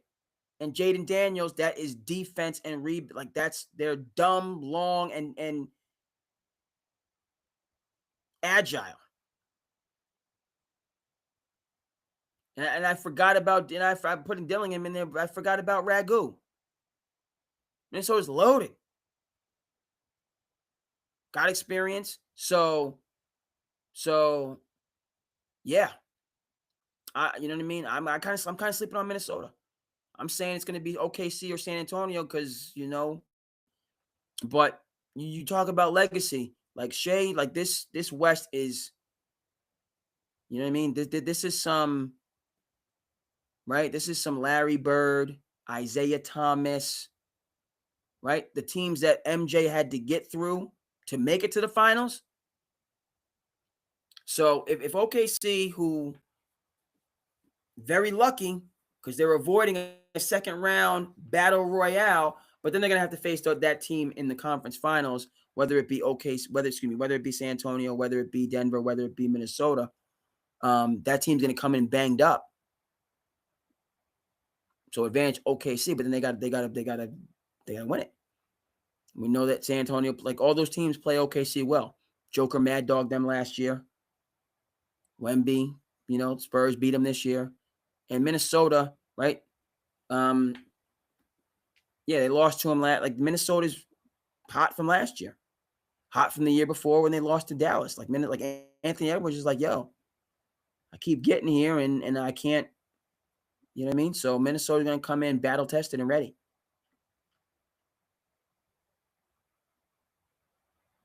So Minnesota, I slept on them. I slept on them big time. Now, not just because I'm seeing, not just because I got Ragu, who we miss in New York. So yeah, you know what I mean? They're just it's wild that all the 4 favorites for the championship are all in the West. There's no team in the East. And again, Boston, if they had Drew, but they don't, so no. That's better than, and then that even excludes Houston, who really should be in that conversation. Again, if they had Van Fleet, it's a different team, right? But OKC, San Antonio, Denver, and Minnesota are better than every team in the East. By far. By far. Y'all can say what you want to say about that. Okay? And if the Celtics had Drew, then I would put them, but they don't. And that's going to hurt. When the going gets tough, the East is what the East is. A lot of teams trying to find themselves. Detroit's trying to find themselves. Orlando's trying to find themselves. Cleveland, you're right. Teams, they're searching. They don't know. So the Celtics, in the midst of that, with the experience, they could get out of the East, but then they are going to be decided. I say again, decided underdog when they get to the championship. Okay. Because you have the JB and JT, and then you got Derek White. All right. Okay. And then just a lot of pieces, right? Okay, Peyton Pritchard, okay, he's solid. Kada is solid. Vucevic is solid. Then Hauser, like they're solid. But it's really those 3, JB, so that they're missing a 4th dude. Not a nice piece, not like Pritchard. Again, we're talking about all-star grade. So Pritchard knows that those guys can do it, but you're going to be going up against, right? Because you got Shea, you got Williams, you got Chet. All right. But then you got to deal with OKC's bench mob. Similar, like OKC doesn't necessarily have a 4th guy like some of these other teams. But you got to go up against a bench mob that's been there and done that. Okay? Right, Minnesota, Ant-Man, arguably best player on the court. Julius, been there. Rudy, defense. I know Rudy's older, okay. But then you got Naz Reid, then you got Jaden Daniels, right?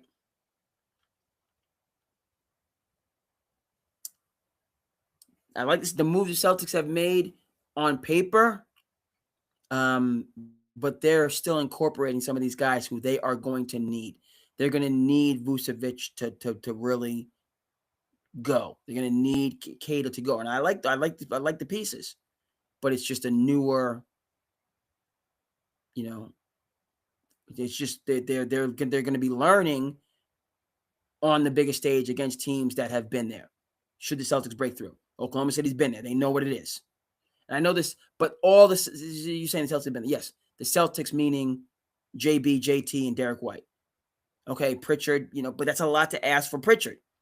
He's going to need to, and I'm a Pritchard guy. He's a Cape dude, comes to the Cape, shows love. I want him to be able to do it. But he's going to have to step into that 4th,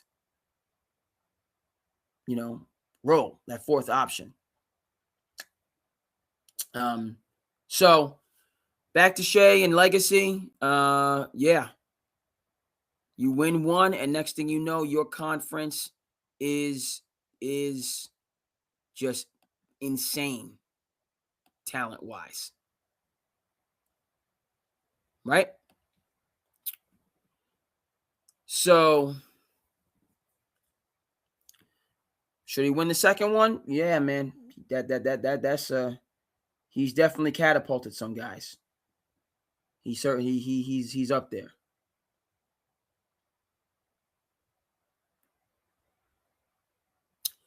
All right, folks, we're going to get back to the NFL draft to discuss. We're going NFL draft, and then we're going to discuss the situation off the field with Mike Vrabel.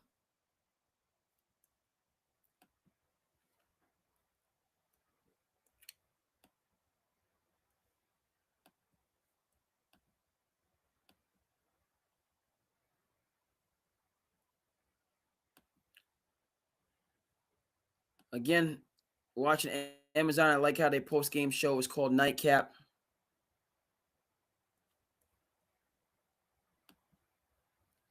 We know that Nightcap is Uncle Shay, Ocho,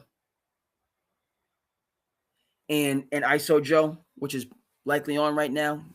We don't play a hit. We congratulate. Shout out to Nightcap, the program doing a really good job. Also, Uncle Shay,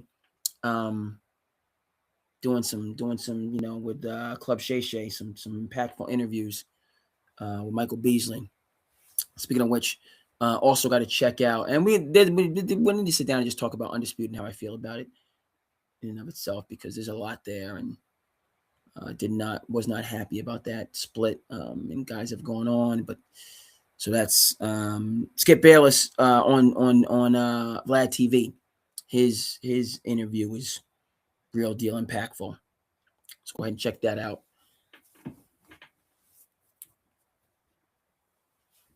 Okay, so a lot of great. So yes, NFL draft day 1.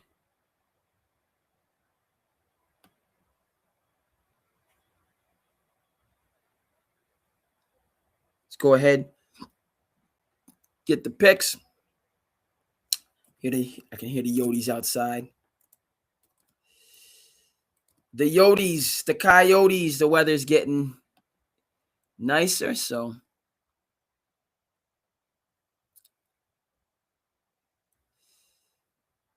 can come on out. All right, we're looking forward to round 2 tomorrow.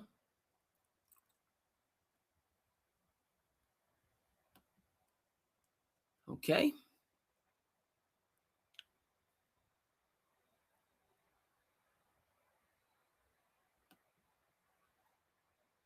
All right, so we got, and you've seen this, obviously, we're just by way of review. Mendoza to the Raiders, work with Kirk Cousins.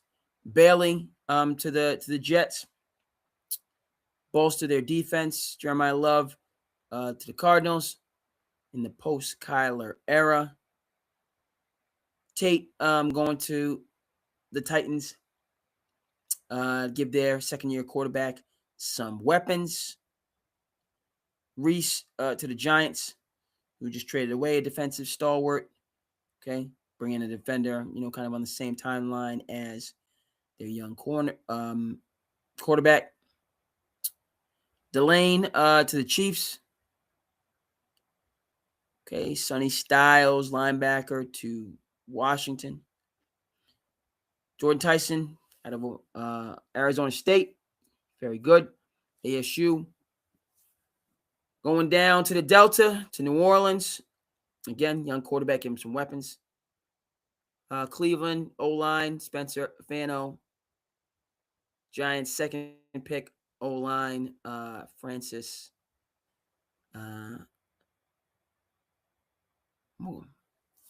Mugayo. Poor pronunciation there. All right.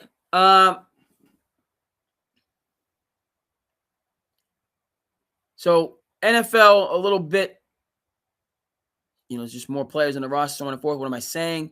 You're gonna get impactful players just in every single round. Okay. Of course, the 6th round, you'll maybe get the greatest player, arguably, of all time. So the beat continues tomorrow. That said, players, okay, lottery players going to have an impact, and be difference makers next year and going forward. what I have to just add, is man, the NFL draft. It's just, and this is what the drafts are all about, but they do just a remarkable job with the storylines and the narratives and the backgrounds, of every single draft pick, and just this, and you love to see these watershed moments for the players, for their family, everybody dressed to the nines. And we made it to this kind of watershed moment. And long hours, all that stuff. Okay. So I mentioned it, going back to COVID, couldn't be in all together in one place. Whoever the NFL marketing, the NFL production staff is, to make sure that they have the cameras in all these different locations where the draft picks are. Right now, those cameras are functional and so on and forth.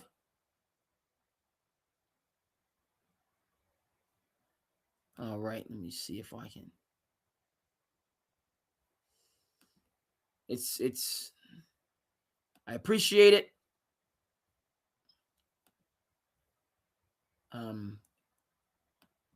Lack of a better word. And it's that taking these professional sports, billion-dollar industries, and kind of bringing it back to, that childhood dream, that so many people have, very few are able to achieve. But, as Bill Parcells says, something that, nobody can ever take from you. Okay. All right. That said, okay, and let's change our art up. We're going to get Mendoza on the screen. Right. What I want to add to, all the good vibes and the appreciation, the gratitude, kind of so on and forth, is, folks, right? Because, the draft is about the future, right? It's about, these are the players that are going to take the league into the future. No. Let's get this right. We got it. Okay. It's not different than what you hear people say about when you do make it into, right, the Hall of Fame. What you hear from people is that it's not about you necessarily going in the Hall of Fame, which, but all the people that helped you to get there. And it's your chance to thank them. Right. So the draft is this type of moment. Okay. That said, I'd be remiss if I didn't mention that the average NFL career is about 3 years. Am I being a Debbie Downer here? No, I'm not. Okay, all I'm doing is connecting the dots between the watershed moment, which is being drafted into one of these elite professional leagues, NFL, NBA, MLB, NHL, right? And the reality that the time that you're going to spend for many in these leagues, specifically if you're talking about the NFL, is less than what you spent in high school. But the average NFL career is less than a high school experience. All right. So then the question becomes, how are you going to leverage that 3 and change years to,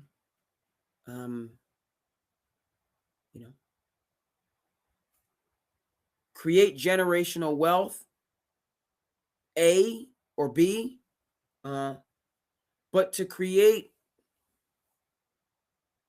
a lifestyle, that you can sustain. Okay. And what do we learn from, Billy Corbin, 30 for 30 broke?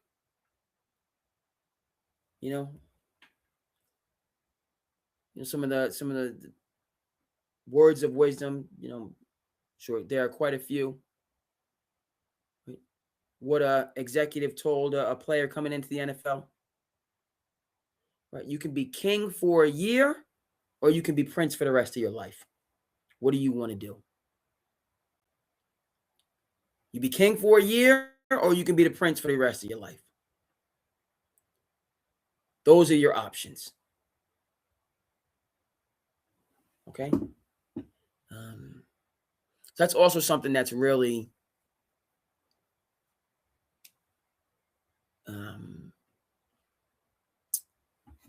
that I absorb during these times, these draft moments.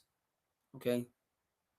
And does that mean because players tend to struggle 5 and plus years after retirement that we should not sell? No.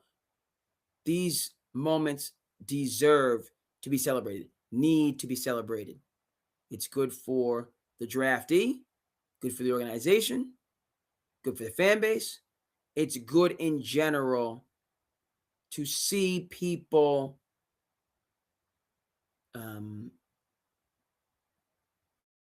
experience the benefits or to receive the fruits of their labor, to get their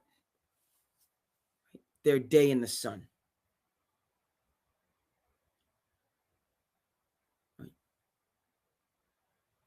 We need to have these types of moments. And they're standalone, can't be taken away from you, so on and forth. All right. Now, we also need to, as I kind of get my setup, be practical and realistic. And to say, how can, right, all the pomp, all the circumstance, all of the appreciation, adulation, exaltation, on and on and on, be harnessed to create sustainable long-term success? Not flash in the pan, king for a year success, but earned, appreciated, encouraged, extensive success. Right? And that's going to, continue to be, as I check, everything is where it's supposed to be. Good. That's going to be the continuing challenge of all the sports leagues. All right, who have, high rates of former players who experience financial distress after making, millions upon millions, of dollars, or hundreds upon hundreds of thousands of dollars in earnings Yes, they do have to pay taxes. Yes, there are pressures that they have on them. Still, none of these are a persuasive rationale, as far as I'm concerned, for not managing, right, all of this money and resources to create a sustainable situation for the rest of your life. And in fact, all of the previous negative outcomes only. What's up, Chris? We're talking NFL draft. Welcome. And NFL longevity, right? I think the NFL draft, and I'm coming from the basketball tradition, it's the best of the drafts. Not just because it's you have more nights, so on and forth. Not just because it's essentially, a 3 or 4 day concert event like Woodstock or Coachella. Not just because they have the cameras and all these different players' houses that are all over the country and North America to see them have their highlight moment. It's the best draft. The storylines are poignant and impactful. On the other side of that, Chris, the statistics say 70 to 80% of these individuals are going to be broke in less than 10 years. That's what the statistics say, right? Because you're going to play 3.5 years, average time of your career, and then 70 to 80% of NFL players.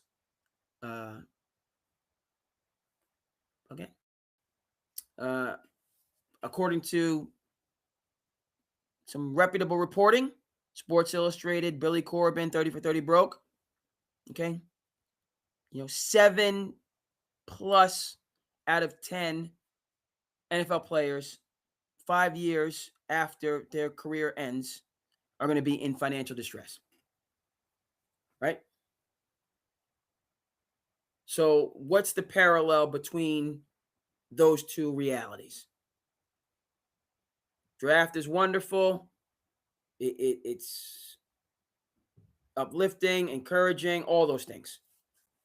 Fun, entertaining, exciting, on and on and on. Draft is great.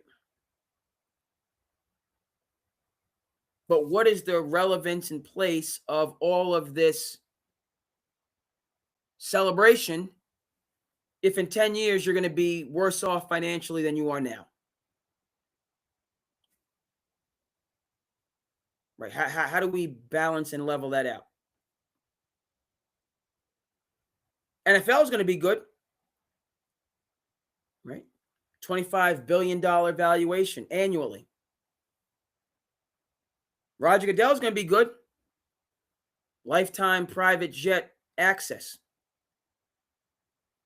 On top of 10, 20, 30, 40 million that he makes annually.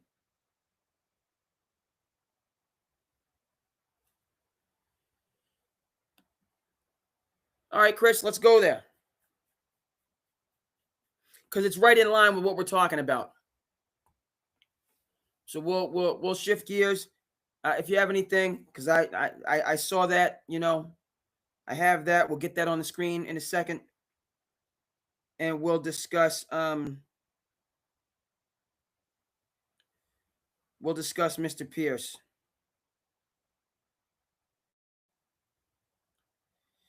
Oh, yeah.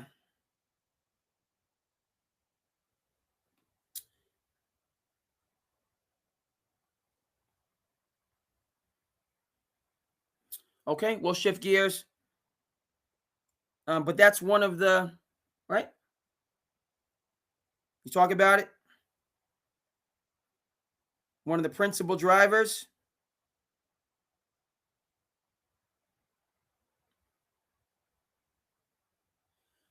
Well, we'll discuss Paul, who's got we're gonna get that art for you in 2 seconds. Y'all continue to rock, right? but the inability to settle down. I got a chance to hear Sean Alexander, who was on the Odd Couple yesterday, talk. Man has 14 kids. Same wife, homeschooling the kids. So he's not paying $30,000 a month in child support. Okay? But a lot of these players, and 14 is just crazy. That's just out of this world. But 7, 8, 9, 10. Okay.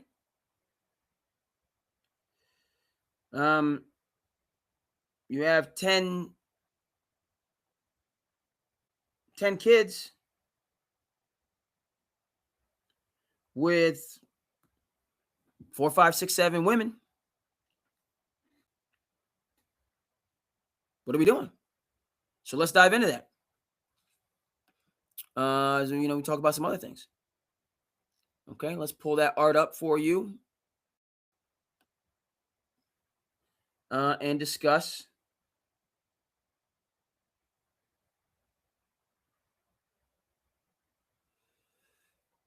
the situation.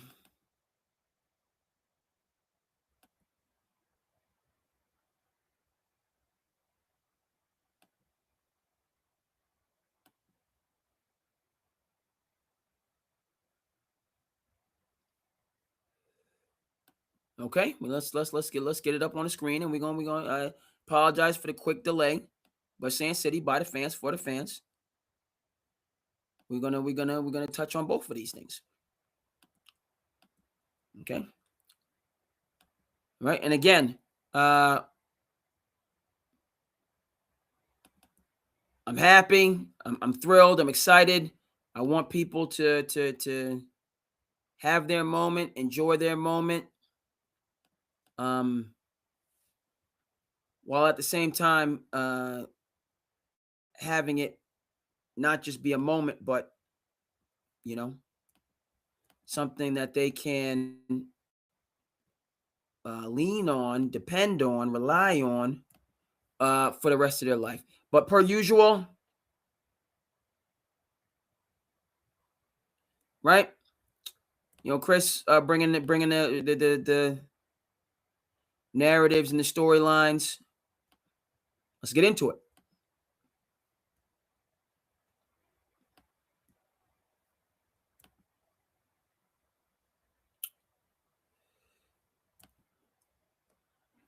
Okay. So how is he going to pay that? How is he going to pay that money?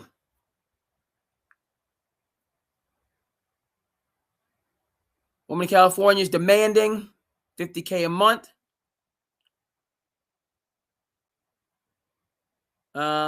So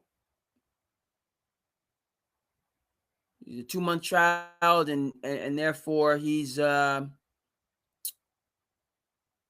a paternity situation. What? $50K a month, that's the median. I would check that. Sounds like the median salary. I think that it's about $50K.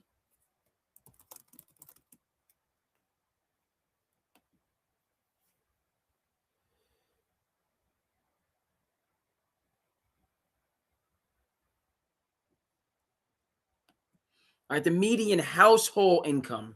Household is about 84. That's for a household. That's 2 people, right? 84 divided by 2, and it'd be 44. 42, excuse me. History, not math. I apologize. Right? So this woman is requesting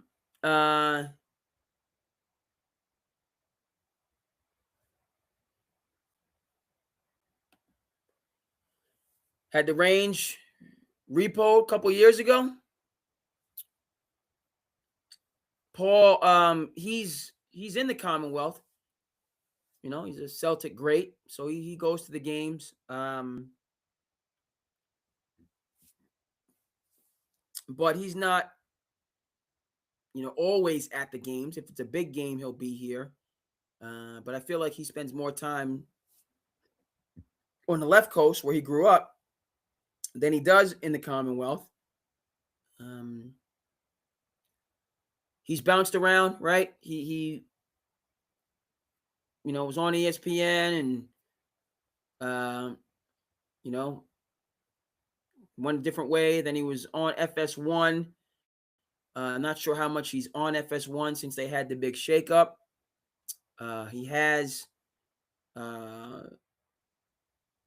kind of a podcast or his platform, Talk After Dark, talking about a lot of these issues, interestingly enough, relationship issues. And then he has, he and KG have a platform, right?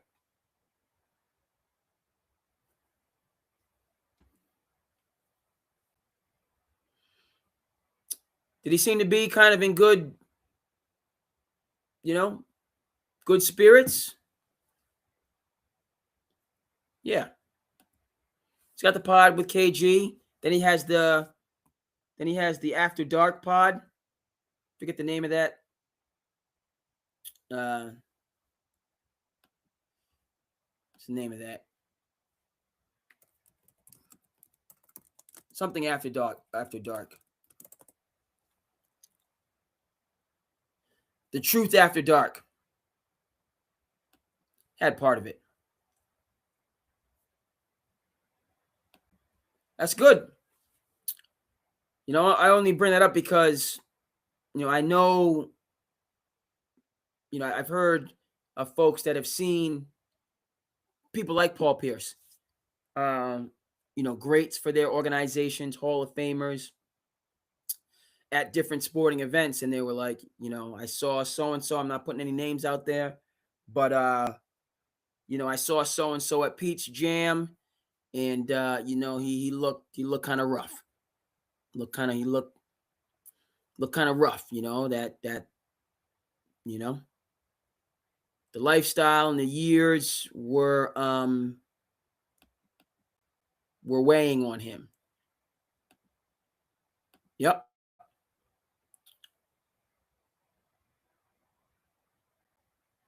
So, yeah. I mean,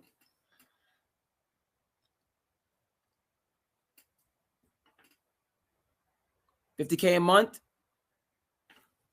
Let's go ahead and check. What's his net worth to start with? And then we'll just kind of dive into.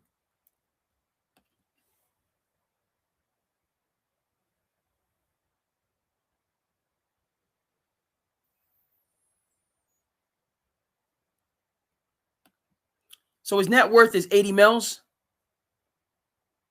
Is his net worth. He's obviously still working. But is he willing to give, to your point, Chris, 7 of those $1 million to this young lady, who's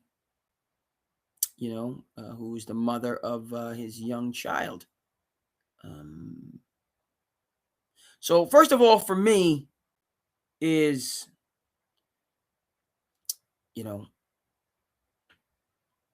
maybe you want to have sole custody of the child, right? Obviously he's active and he's traveling, so I don't know if that probably doesn't put him in a good position to have sole custody. But that's one question that I have is, folks want all this money for child support. Do these professional athletes consider saying, no, I'll give you some money, but I want sole custody. And the reason I bring that up is because, I do recall Dwayne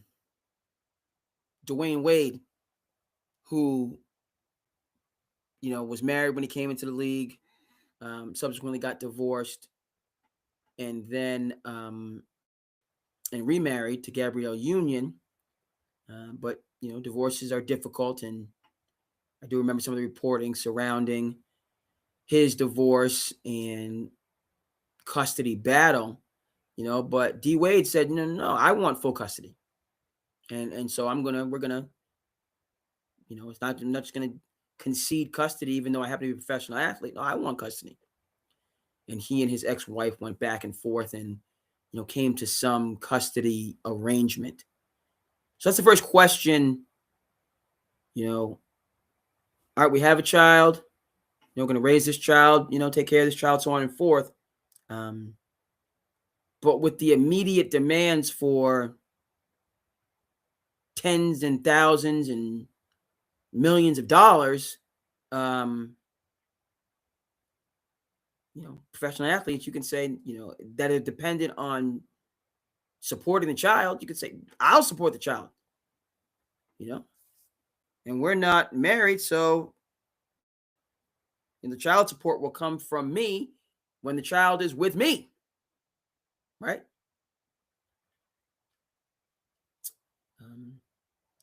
Saw a statistic that on this point that kind of, this is a custody battle, but I believe it was Kentucky that went to, the state just said, enough. You get divorced, custody is going to be 50-50.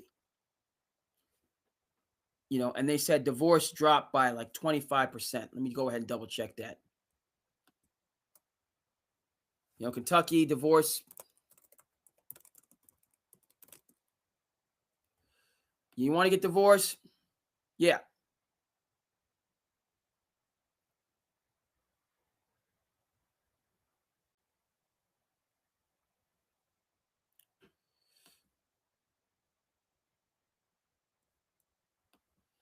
You want to break up? Go ahead and do it. Custody is going to be 50-50, and we'll allocate things from there. Right?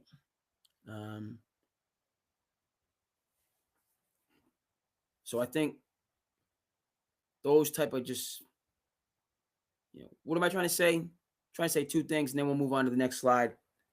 First of all, saw a documentary called Divorce Corporation, which, was frightening, but then also really accurate, just about the family laws in certain states, which I don't think are productive for anybody. That's A. B.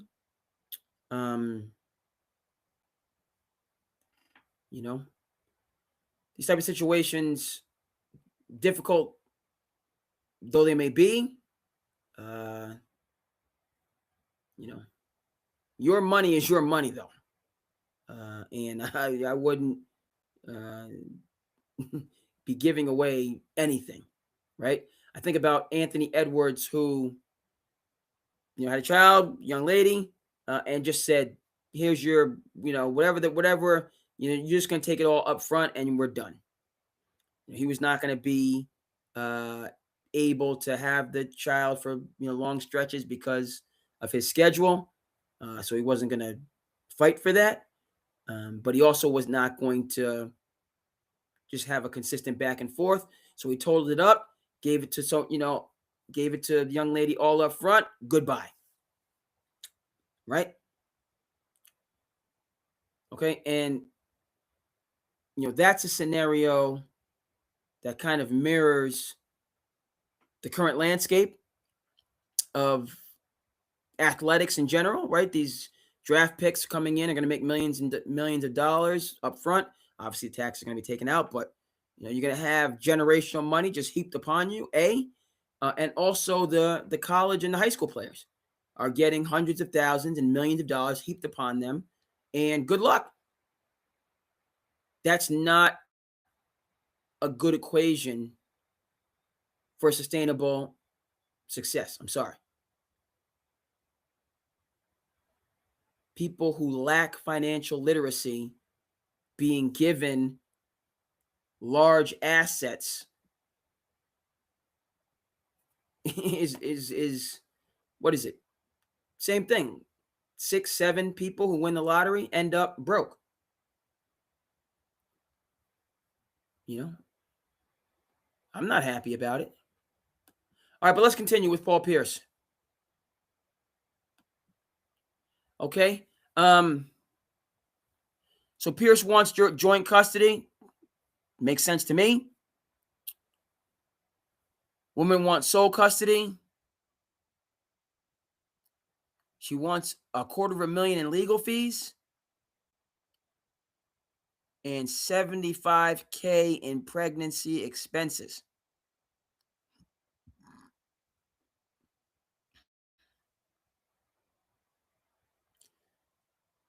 Okay.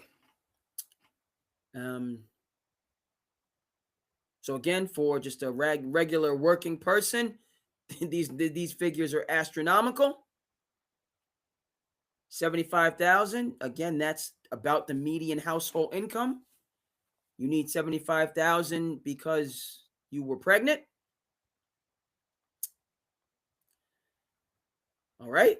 And then the legal fees, so apparently this has been kind of going on, even though the kid is only 2 months old. But you need $250,000 in legal fees. I would have to imagine those are anticipated legal fees. If the child is only 2 months, I can't see this having been in the courts yet. I can see that you filed it to go to court. But as far as the courts are,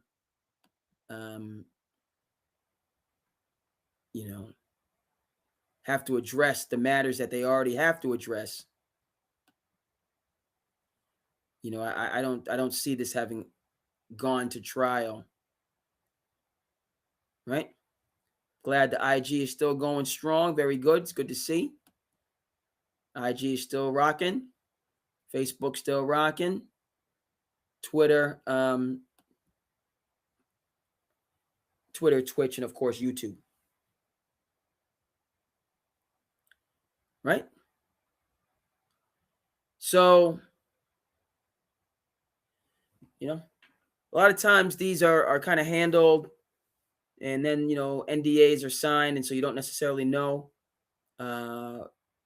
what all went on. Not that I need to know. Not my business.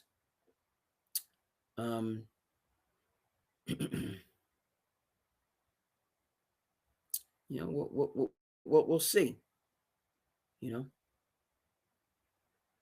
This has become litigious from the jump. From a distance, I would say, like, y'all can't have a conversation. Try to work something out, before you immediately have the teams of lawyers coming in. I guess not. Again,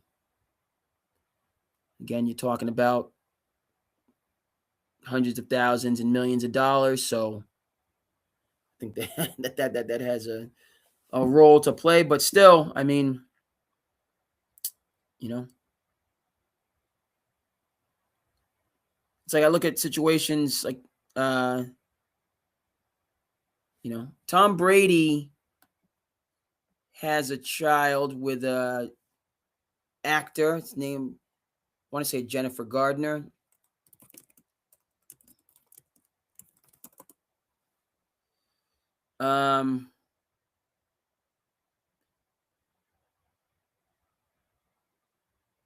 No, Bridget Moynihan.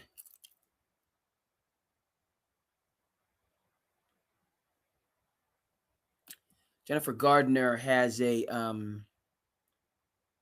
think Jennifer Gardner and Ben Affleck. That's what I yeah, mediation. But my point with Tom Brady is, yeah, I remember that, when, some years ago, but, he played for some years. I remember that storyline came out that he was having a child with Bridget Moynihan, and, and at the time, Tom Brady said he said, I'm going to do the right thing. That was the response. I'm going to do the right thing. And, by doing the right thing, he did not mean getting married. He meant the two were going to work out, a situation which they did. And he was married to Giselle for a number of years. And everything seemed to kind of get along amicably. Certainly didn't hear any reports about battling over, what they were fighting over, and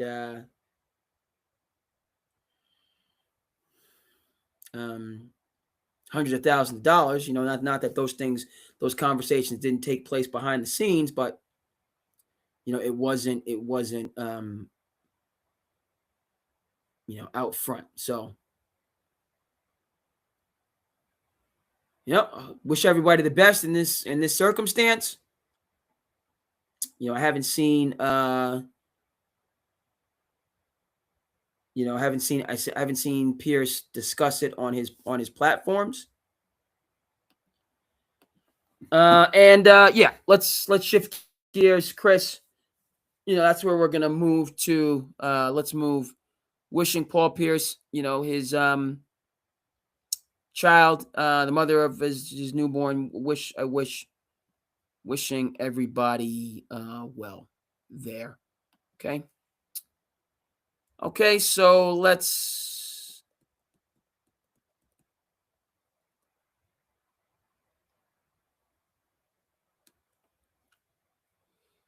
Okay. All right.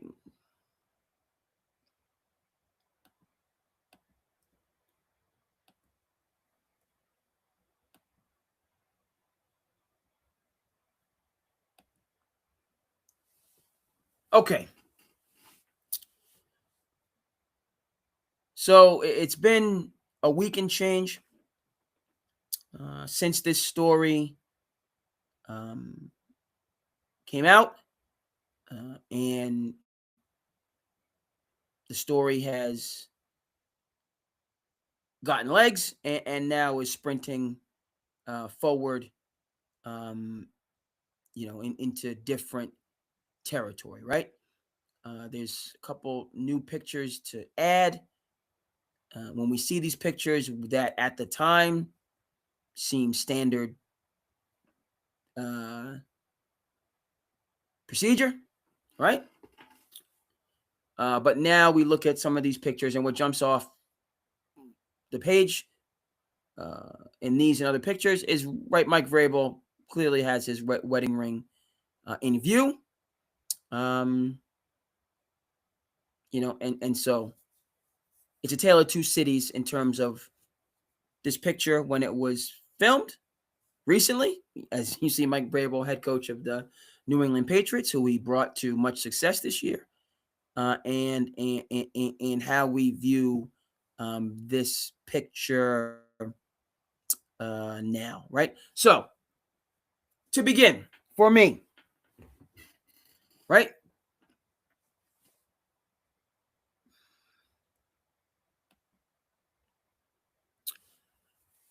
Okay, is this the same, worse, lesser than what MA did?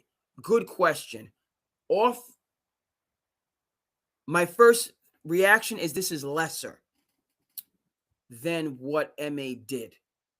All right, and the reason being is because the MA Udoka situation, which we don't know if there was any civil suit. There was not a criminal investigation in terms of MA Udoka. All right. All right. The and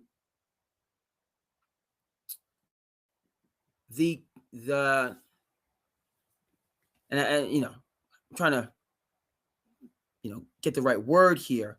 But bottom line, what was uncovered, whether it be an investigation or, why he was suspended, and eventually decided to leave the organization, is because he was engaged in a relationship with somebody on his staff who happened to be married. and that relationship ended. All right.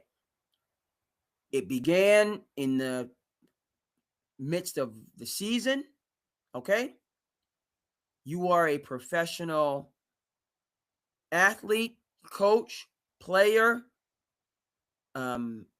work, or somebody who works for a professional organization.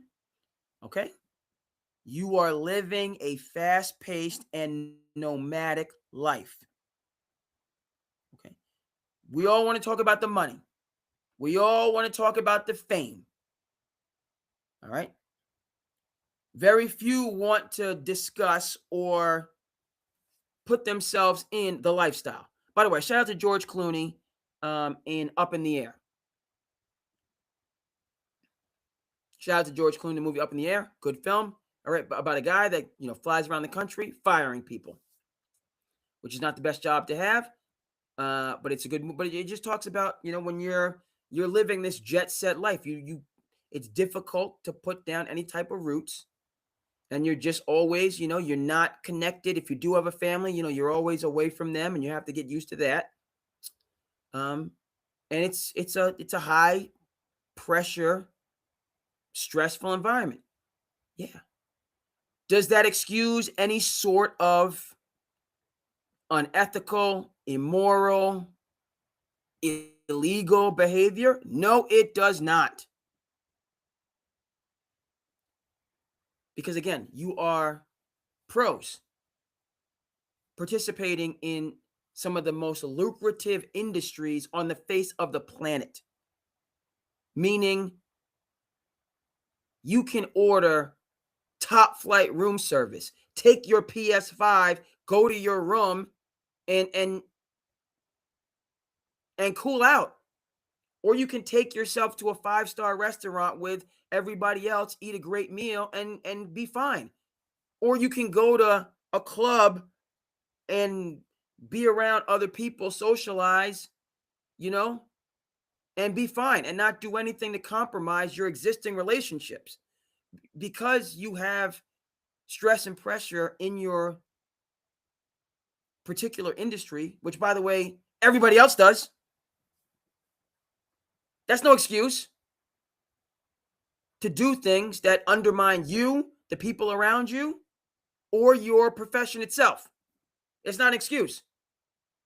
Let's just make that clear.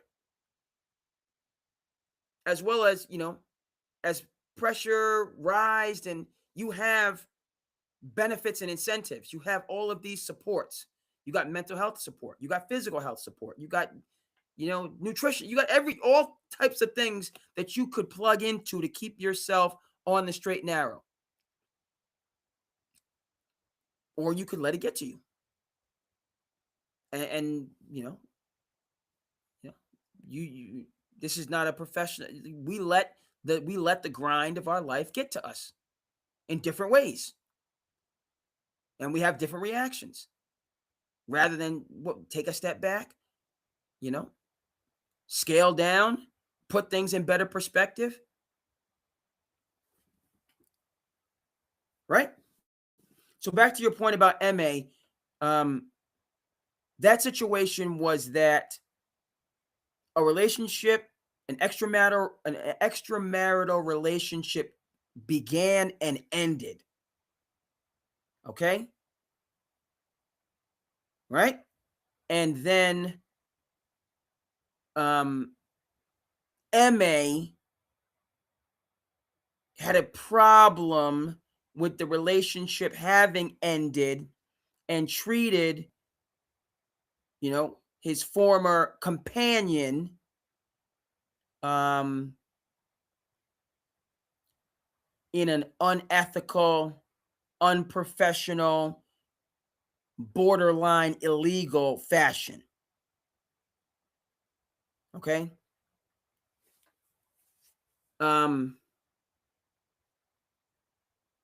So for me to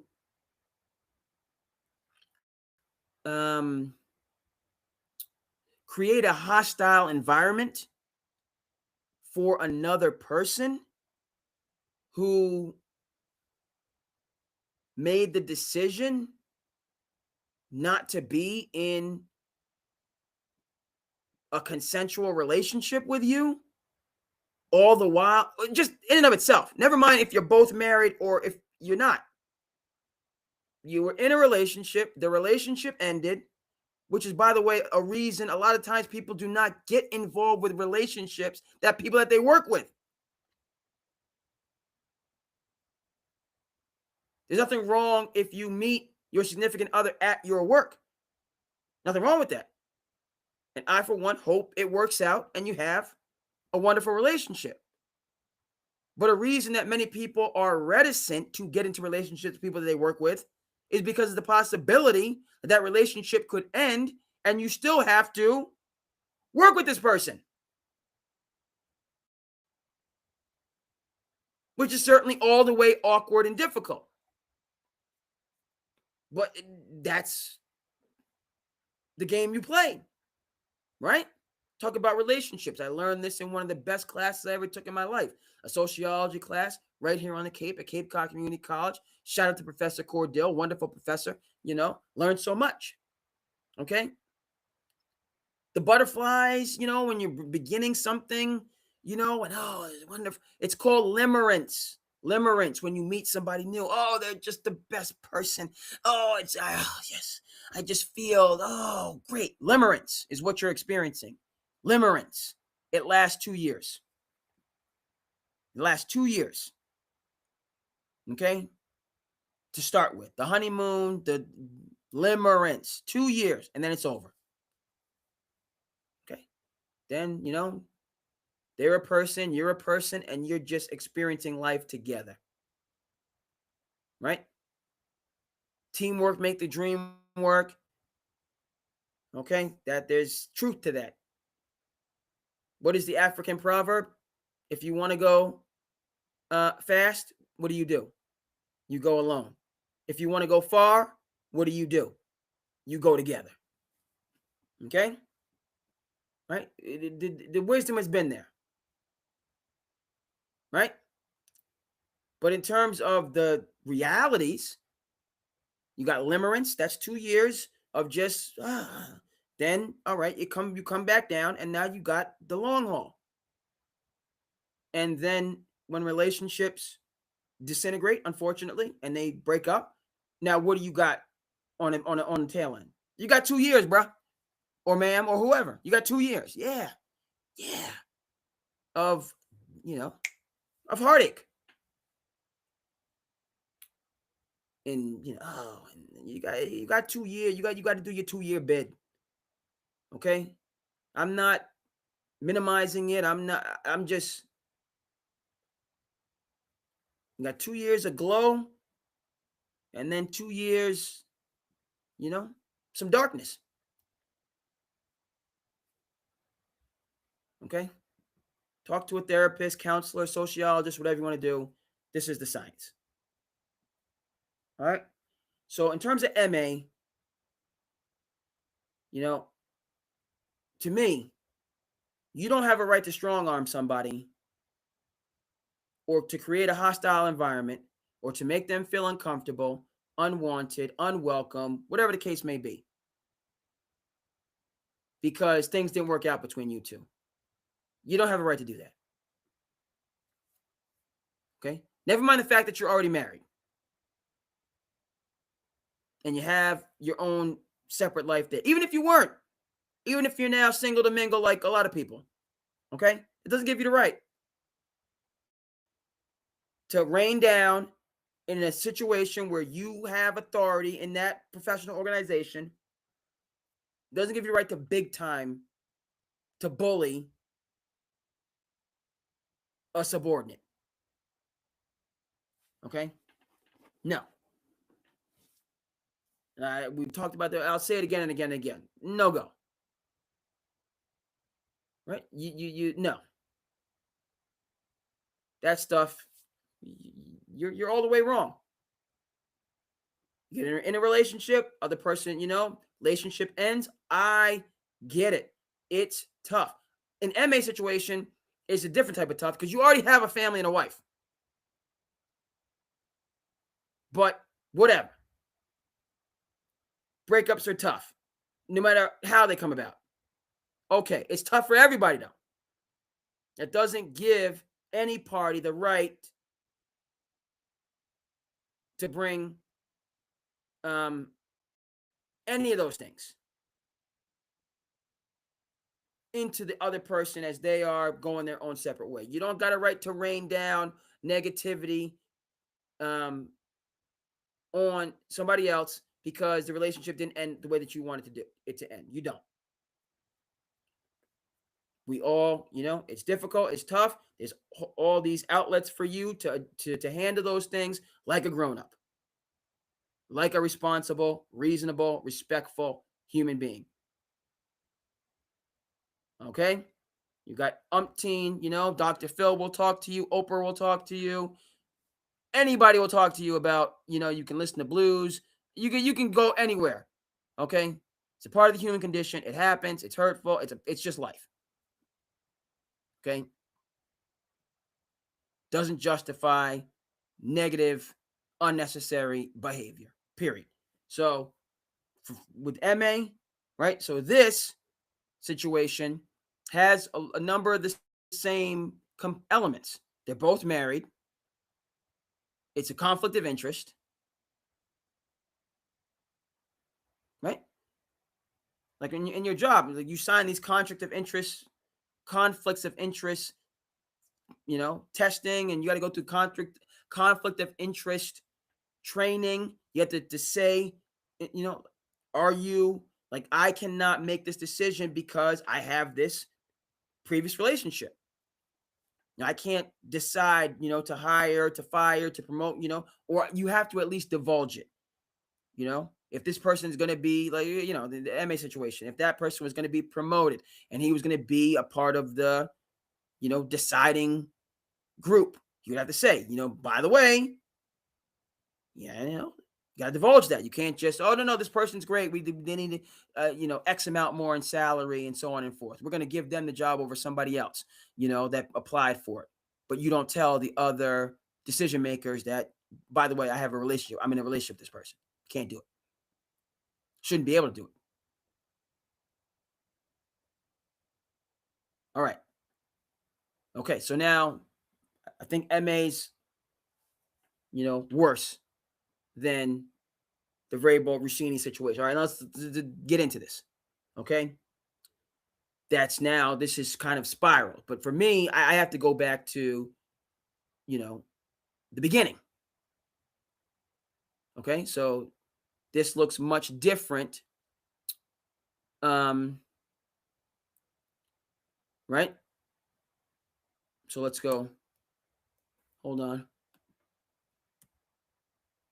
Right?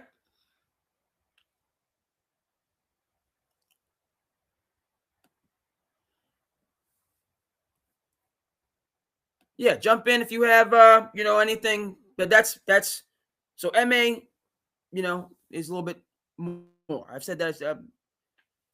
Okay. So now, right? Story's gotten legs. It's moved to a different phase. Fine. I got to go back to how it started for me. How it starts for me. So I'm saying to myself, all right, and again, shout out to the Odd Couple, shout out to Rob Parker, who were on this story in the initial phases when we didn't even have this picture of them kind of at the pool. We just had, this and them kind of holding hands from a distance, right? Or from this, this is the picture that, and people were saying, well, what's going on here? And people started asking questions. This is at some league event. All right. So for me, I'm like, all right, so what? They're hugging. They kind of they're holding hands. I was like, that's a little off. But at the same time, like, these are two NFL lifers. They live the 24/7, 365 existence. Right? These are two people that are on that freight train. Okay? So, what season is it? It's the off season. Right? Your boy, the Cape Cod Kid, it's school vacation. I'm doing my passion project. I'm loving it. I'm not going to be up on the job tomorrow. I get to do me. Okay? Then I got a couple more weeks, end of the year, full sprint. And then you make it over that finish line. Oh my goodness. What a feeling. Kids, teachers, everybody. Now, of course, you know what I mean? Like school, but we made it. Yeah. Wonderful. You made it. Spring vacation. Awesome. And the point of fact with that is, when you come through the grind, whether it be a school year, whether it be an NFL season, whatever it is your job, and wherever it is your vacation time is stacked, and you're saying, I got to make it through. I got to make it through. Midway through, when I had my times to get to this April vacation, I was like, man, this is crazy right now, and you're just saying to yourself, like, what do I need to do to make it? Because I'm stretched thin. This situation, that individual, you know what I mean? It's just the nature. It's a challenge. The people work, the paperwork, the politics, it's a challenge. And you got to dig deep to make it. Right? And so, I see this. Hugging. All right. So what? Hands kind of, like, that's a little, and I don't know too much about, I'm learning. Are they married? But it doesn't really make a difference if they're married, they're not married. That's kind of, you're a NFL head coach and a darn good one. And you are a NFL reporter and a darn good one. Okay? It's a little bit, you guys are a little, especially guy, girl, right? If this was two guys, now again, the guys aren't going to be holding hands necessarily, but you see your partner who you haven't, you know what I mean? What's going on? You know what I mean? You hugging them up, you good? Oh, you're telling stories, you're animated. Because it's good to see somebody and you have made it. Yeah, I know the Patriots didn't win the Super Bowl, so won a fourth, but like, this is downtime. We love our jobs. We have the best jobs and, making money and all the rest of that stuff. Okay? But it's a job. It's work. It's go, go, go. You got to be on your P's and Q's. You got to make this deadline, this interview. Like, you're a coach, you got all these different, it doesn't end. And once again, that's no excuse for wilding out. That's no excuse for wilding out, because what you do is challenging. But you reckon, it is a challenge.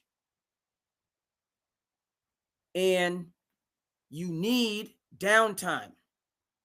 And when you get to the downtime, okay, which only has downtime is only impact if you do something that's really challenging.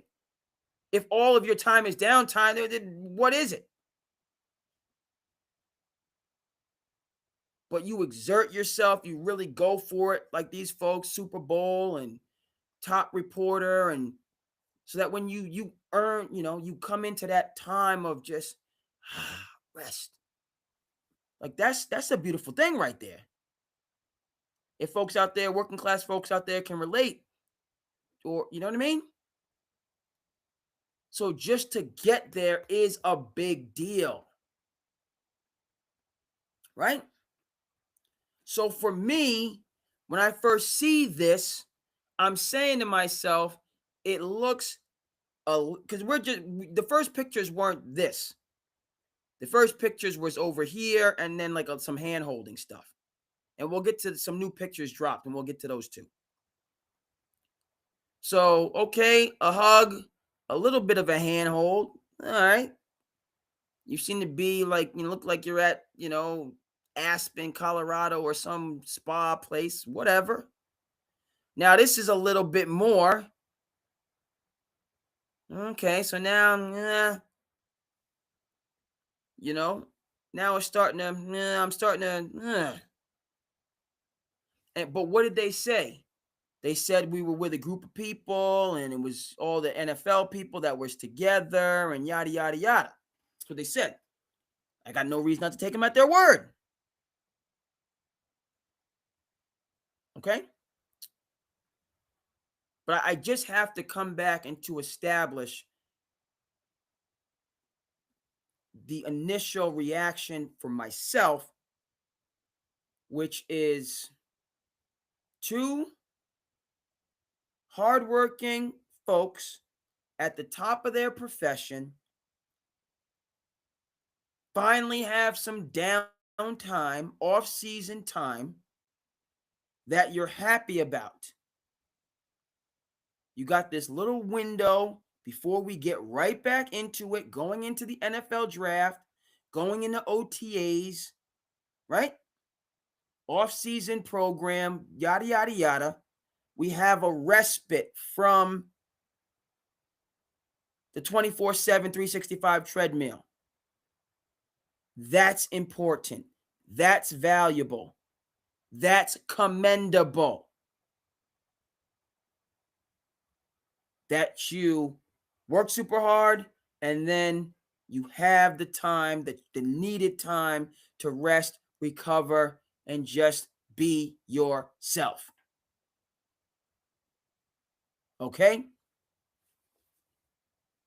So first glance, it's two people that have got, that are in that off-season downtime. Good for them. They're a little bit close. All right. You know what I mean? If this is my, if like I'm going to be connected and have a connection with people that go through it with me. Now, again, guy and girl, it's different than like your teammate, your buddy, your road dog. So it's different than that. But I'm not saying, but they could still have that same sense of, right? And it's not going to be fraternity because it's not a brotherhood. You got fraternity, you got sorority. There's difference, but they are both a part of the NFL culture. Okay, they're two NFL lifers, so they have that bond, right? And they can, right? This is a important, valued time within the NFL season when we can just be off. Like you follow all the different sports shows, they take like the first 2 weeks of August. If you follow all First Take and, pardon, like all the personalities take the first week or two of, or the last week or two of July, I think it is, because by August, that's the preseason, right? They take those last 2 weeks in July off. That's slow time, get away, because we come back August, preseason, and then we're gone. We're going to be doing this until New Year. Until President's Day, frankly. All right. So, two hardworking folks happen to be, at the same resort where the NFL folks tend to go. They hugged up, whatever. This is before this further picture came in the mix. I got no problem with it. People are asking questions. Where's the other people that was there? Like now people are on this story and they're having to answer some questions. All right. And so for me, the next thing in this is now, next thing you know, she resigns. I'm like, what?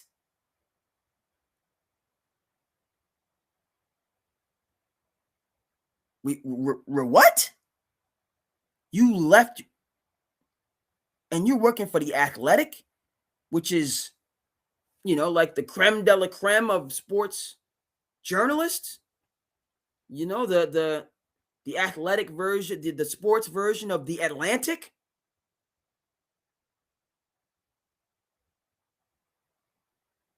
I said, I ain't leaving no job just because somebody, that's, I didn't get, that was you know, a curveball for me. I'm not going to step away from my dream job, because some paparazzi took some pictures. I don't care, but, now I got to look a little bit closer.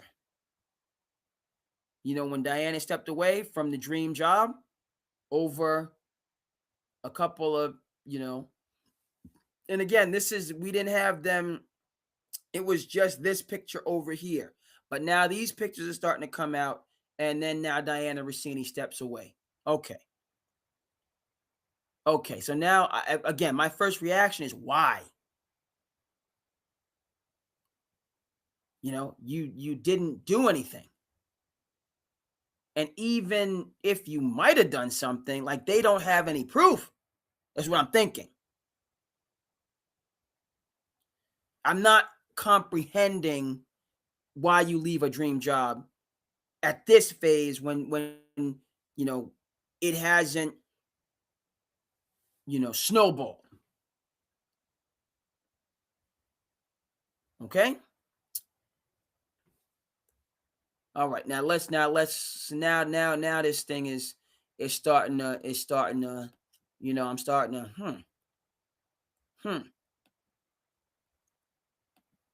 okay. And now this is the next twist and turn.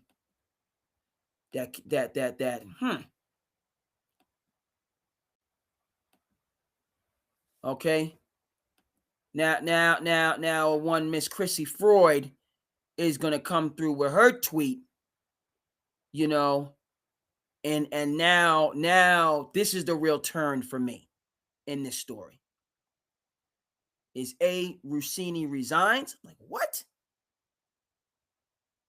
And then now Chrissy Freud come through, with her take, right? And look, so now we starting to level up now, okay? And so people out there in television land, come through, rock with me if you want, but now we gotta, you know what I mean? Because now this thing is taking some twists and some turns. Now you got my attention. Now you got my attention, and I'm wondering, you know what I mean?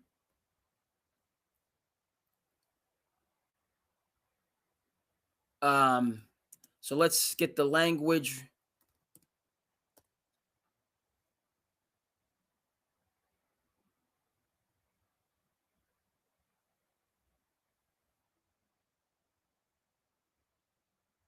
Okay. So now Chrissy Freud come through talking about some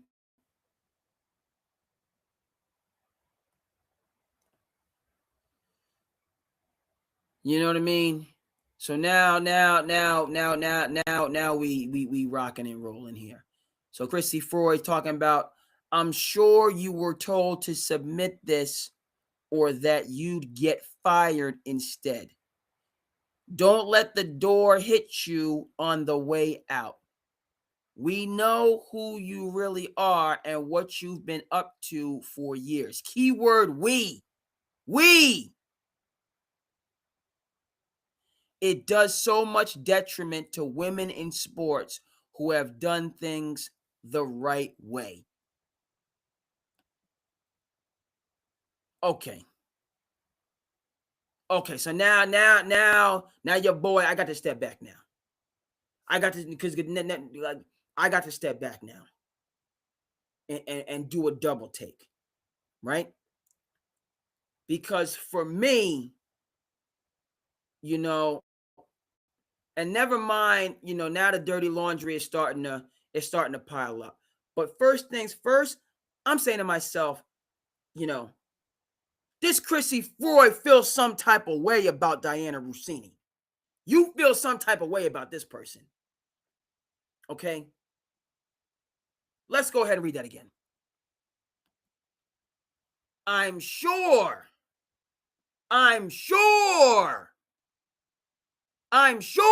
you were told to submit this or that you'd get fired instead. Oh.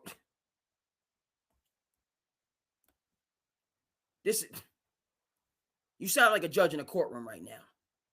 You speaking on with some authority over here. Don't let the door hit you on the way out.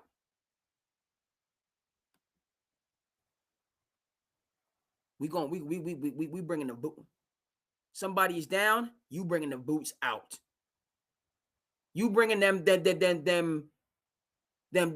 bringing the Timberlands out. I don't even know girls wear Timberlands. You bringing your country boots out. This person is down.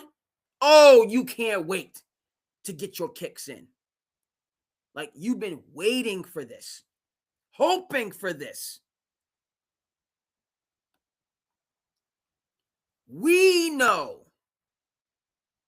not I, we know who you really are. Oh, you know who I am?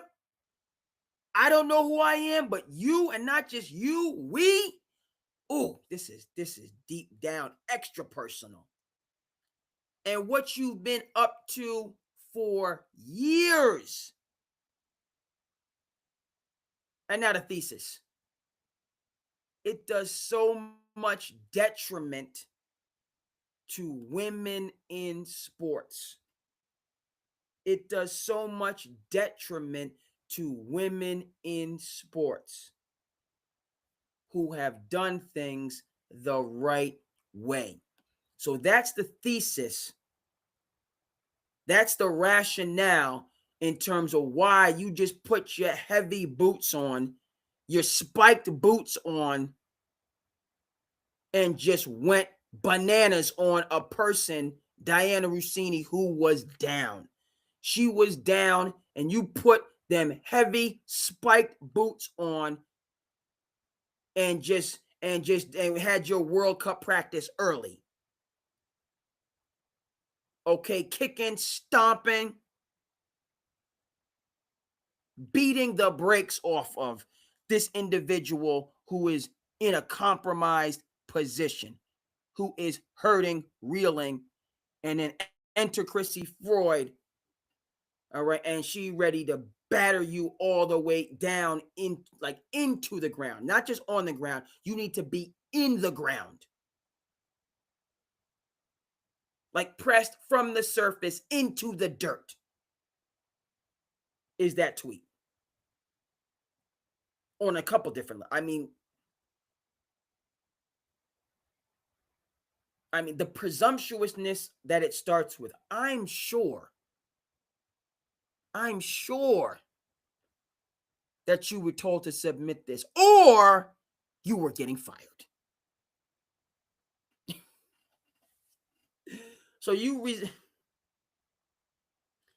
resign, you step away, you've lost your dream job. I am sure you resigned only so that your behind was not fired. Dang.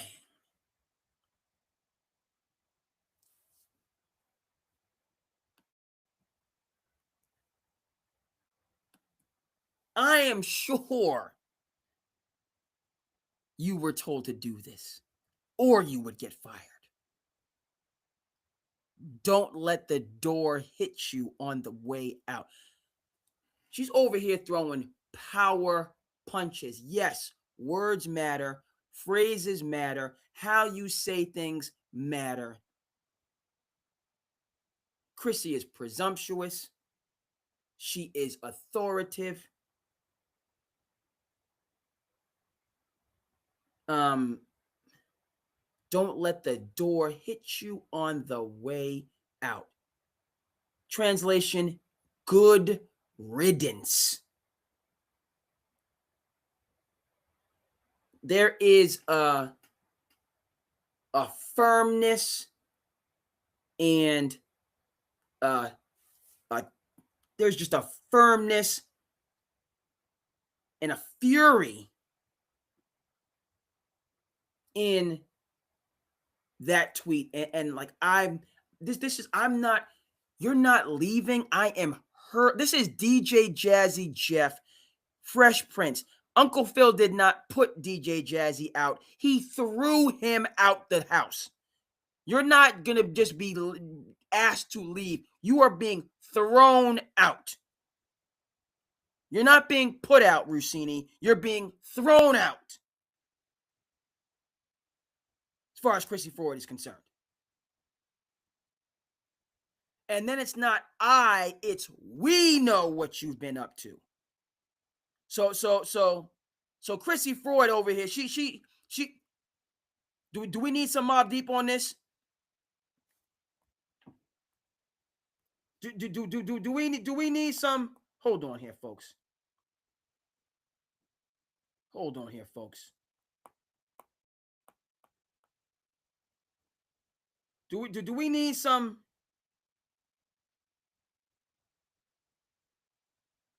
Where's it at here, my people? No.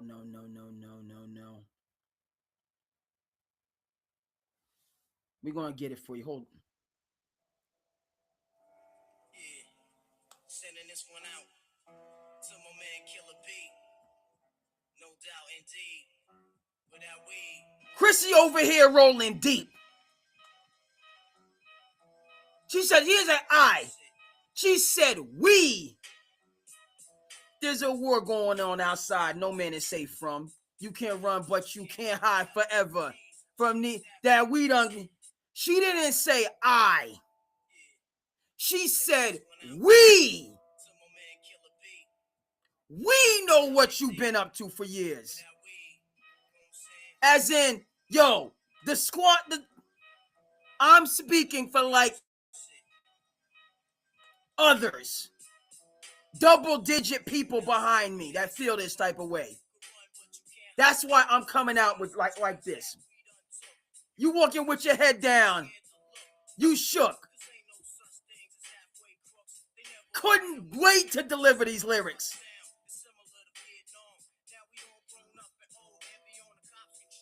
You better have a riot gear ready and get rock steady.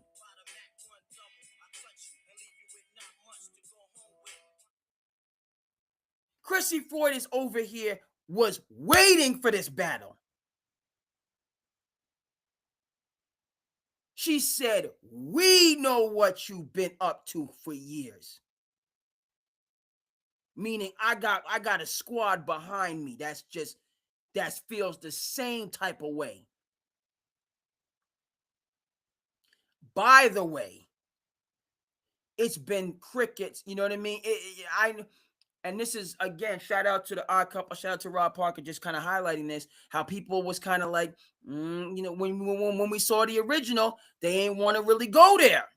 A lot of folks was, I don't know, we don't know. You know, a lot of, you know, talented, creative, insightful, intuitive people had a lot of IDKs. They ain't want to go, but you're an intrepid, investigative, you know, award-winning. I don't know. You didn't want to know.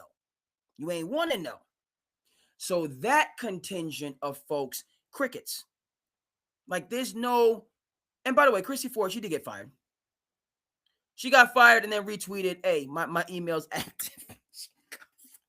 She got fired, my email active, holla at me, yo. She got fired, no, yes. I accept the firing. By the way, Jobs is that she got fired happily. Came out immediately. Yo, my email's open if anybody wants to talk further. You know where to follow me. You know where to find me. I'm here. She put this out knowing full well she was going to get fired and then came back with the next one. Hey, I'm still here. If y'all want to know more, hey, you know where to find me.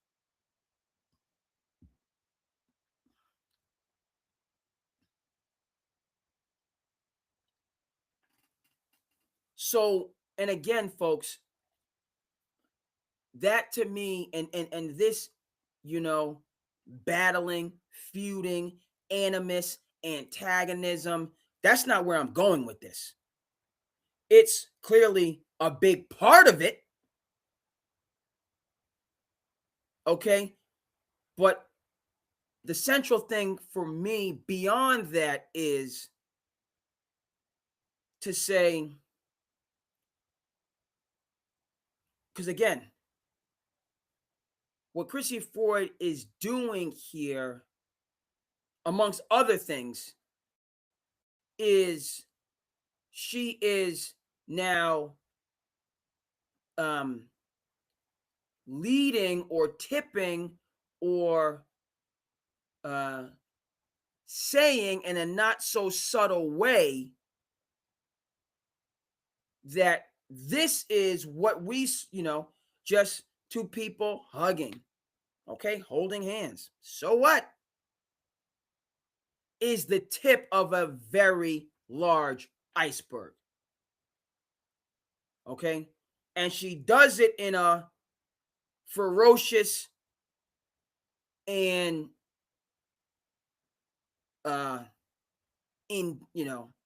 intense way.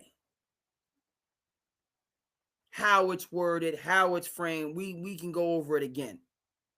Who supports it? We can. So the way that she delivers the message, there's articles to be written on that. But in terms of its place in the chronology of the story, for the casual, the outsider, right? Inside the NFL, she's now just, ripping the covers off, right? Sports people, right? We don't know this. And really, even people inside of sports might not have known this. Okay? We are approaching it. It doesn't look appropriate. Okay? It doesn't look absolutely scandalous. Just the holding hands and hugging. It's not the best. It's not the worst. So, indifferent. So what? Oh, they said they went to the resort with other people. We can't find the other people. Who cares?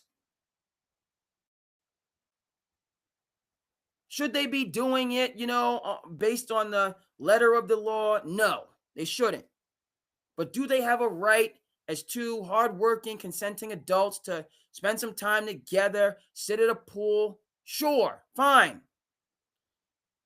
There could be other things attached to it beyond that. There could. But I'm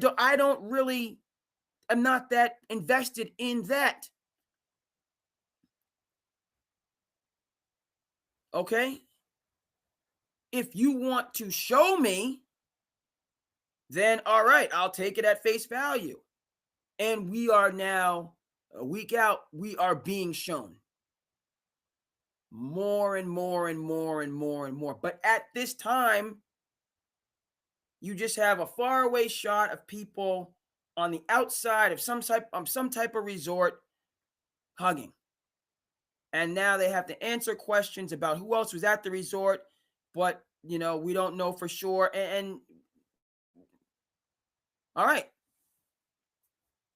I don't think, I wasn't calling for an investigative team to track down all the people that were alleged to have supposedly been there.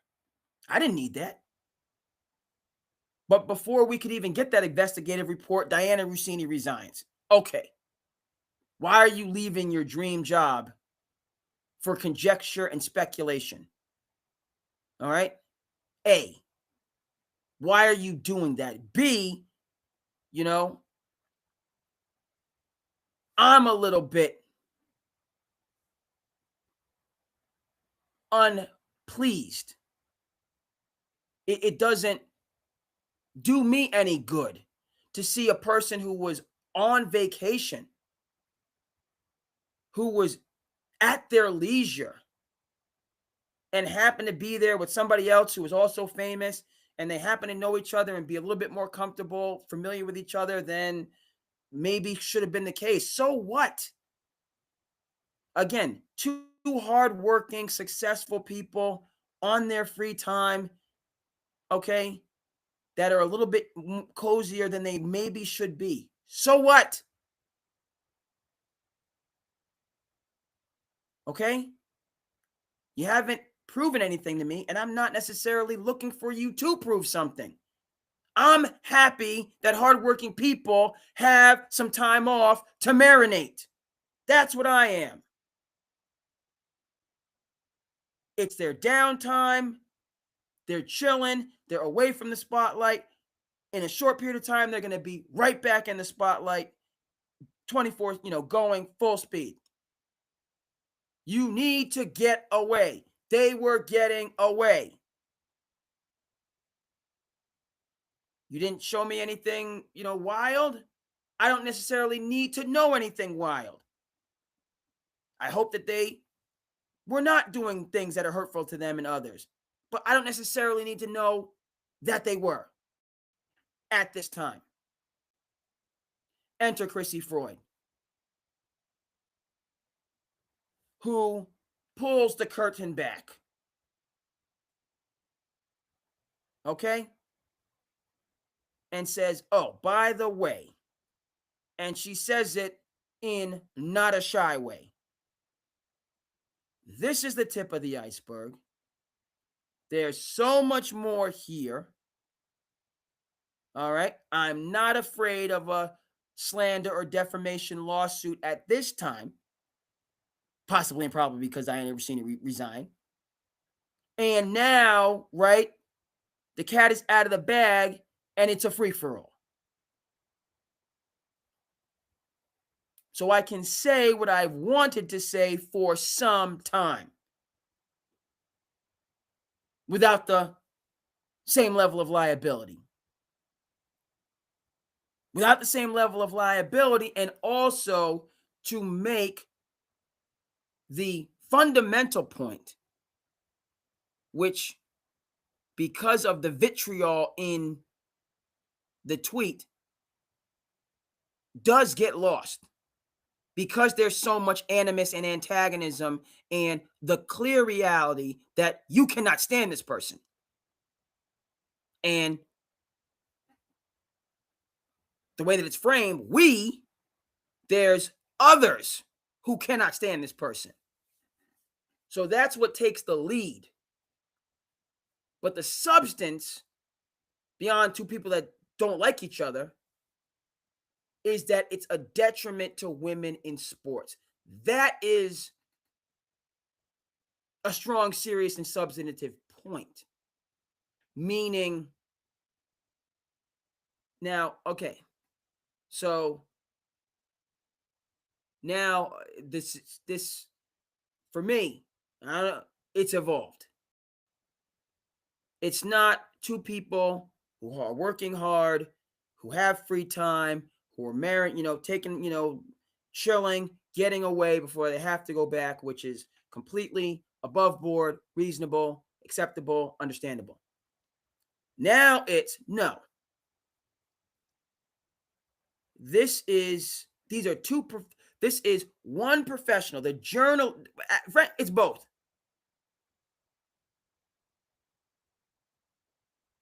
That are involved in an extramarital relationship. Okay, extramarital. They're both married. Okay. But they're involved in a relationship which undermines their professional credibility. Not that the extramarital piece is not without serious merit and consideration. Okay.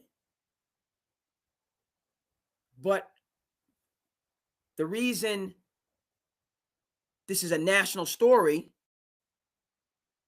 and a growing national story, yes, the extramarital piece adds some sizzle, but it's the undermining of your professional responsibilities that is fundamental, meaning you're a detriment to women in sports that do it the right way. Okay? The serious and substantive point being that if this leader in the journalistic community, as an NFL insider and a prime mover and shaker within the NFL culture, conducts herself in this fashion, meaning has consensual relationships with the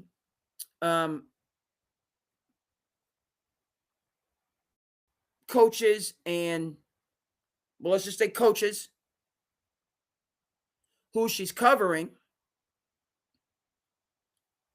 Okay? If a leader in the field is doing this, then this behavior therefore becomes the norm, expected behavior and conduct. So that I, female sports reporter, now have to be subjected to this norm, this standard of conduct, when it is clearly, definitively, absolutely a conflict of interest, unprofessional, unethical, so on and forth. Okay? That is the strongest point that Christy Ford makes. All right? That a leader in the field usurping, disregarding, undermining these core principles, all right? A conflict of interest. You cannot be impartial. You cannot be objective if you have a long-standing friendship, personal connection, okay, or consensual relationship with the individual you are reporting on. And in the same fashion, you, as the leader of a Super Bowl contending team, cannot provide privileged, confidential information to a reporter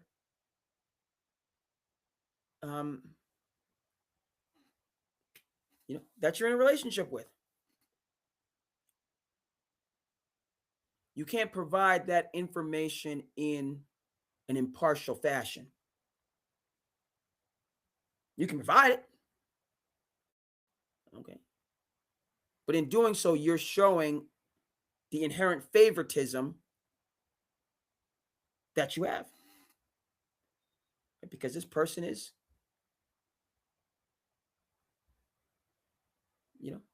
your partner.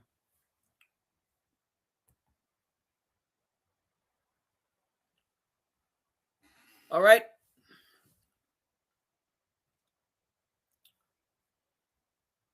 The saga continues.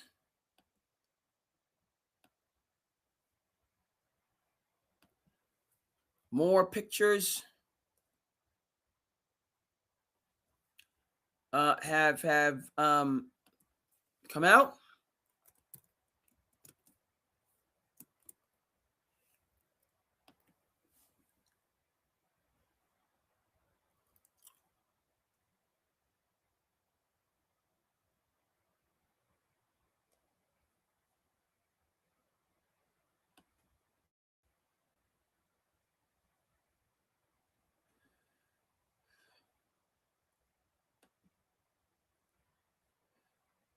We'll get those up for you on the screen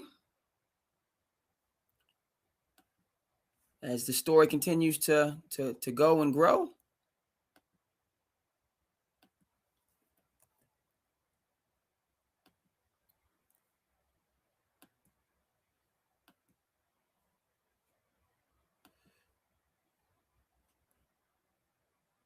And then we will we'll keep it pushing. But these are the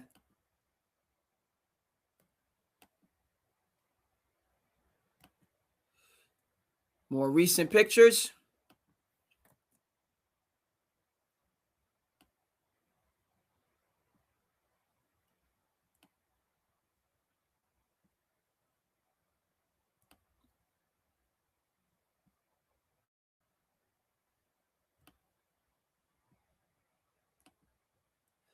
I don't know if I can stomach that one.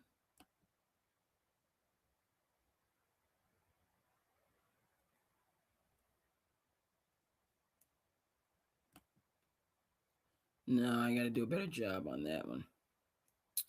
And then we'll keep it moving and grooving. It's got to be a better.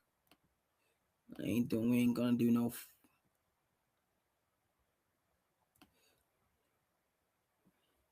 Got to get a relatively good picture. Finish this conversation.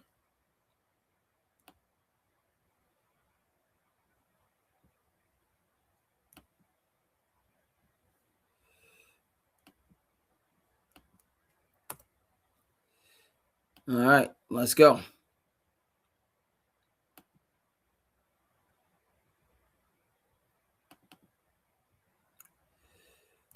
Better?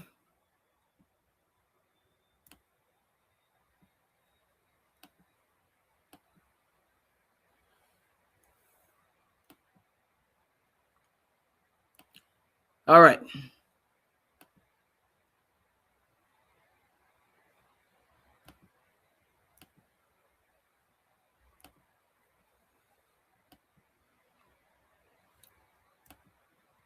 Okay, so going into the NFL draft. All right, we into Friday territory. I know on the left coast, y'all still in Thursday, but we in the Friday territory here on the East Coast. But you know what I'm saying? It's a beautiful thing. It's a beautiful thing. So going in the NFL draft, this picture surfaces from 2020.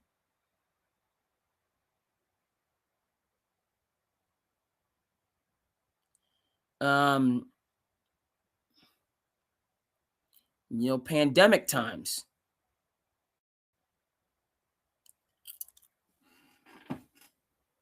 This, so again,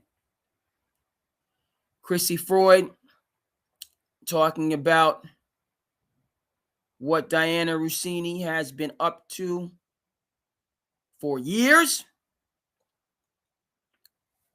All right, 2026. Now we have, again, NFL coach, NFL reporter at an establishment. And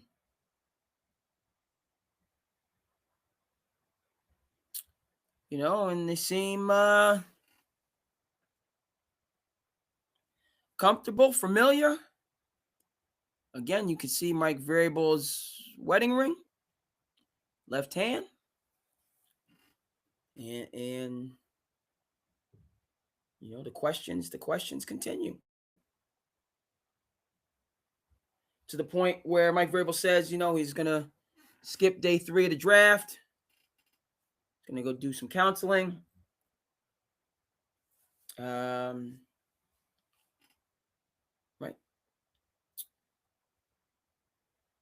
Okay. So now, again, for me,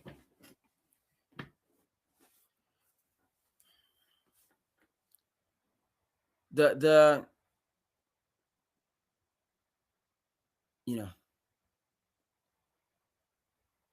I was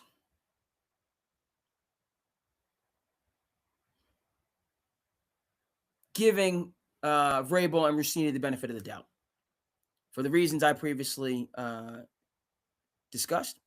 Wanted to give them the benefit of the doubt. Okay. Chrissy Ford comes through. I can't give them the benefit of the doubt anymore, right? I want to say two hardworking people at their leisure, taking advantage of well-deserved downtime,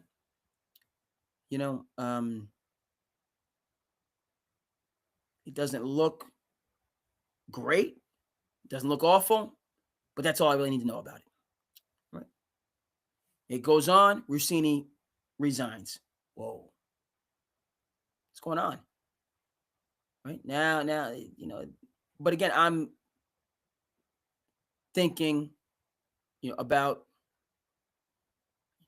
two hardworking people and, their rights and, frankly, well-being. Rossini resigns. Oh, that doesn't sound right. Okay. Now Chrissy Ford steps into the mix, and reveals clearly and adamantly reveals the junkyard, deep down, no holds barred competitiveness that's going on across the world of sports, on the field, off the field, in the locker room, amongst the players, amongst the coaches, amongst the owners, amongst the reporters. Chrissy Ford just took it to a base, mano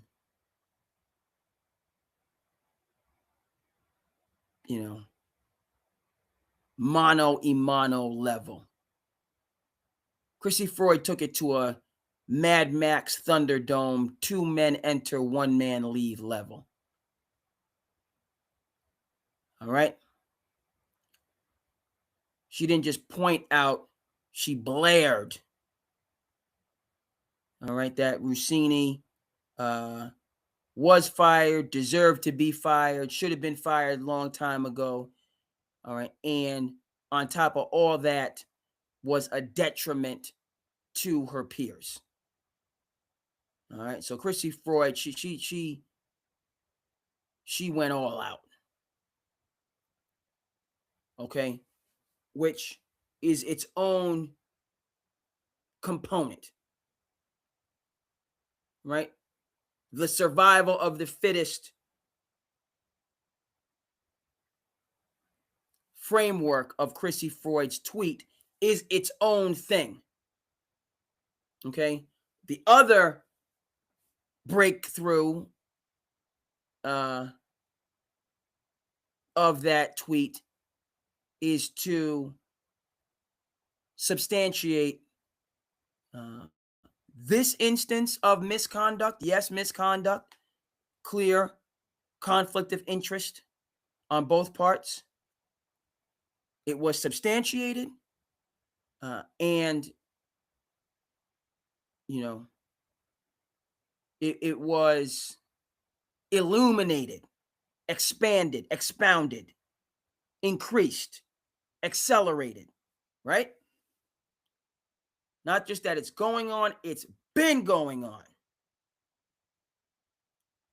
for some time.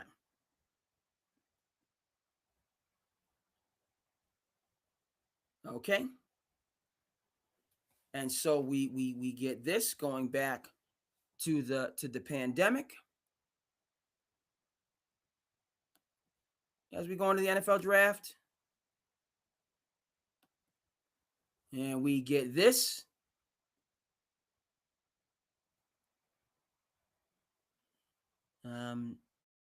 Casino in Mississippi.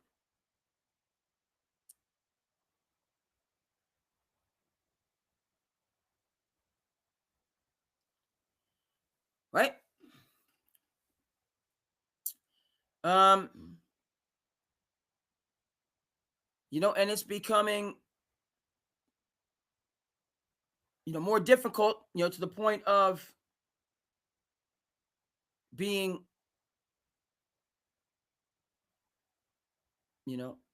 almost outside the realm of possibility to assert that, these two individuals were not involved, in a consensual relationship.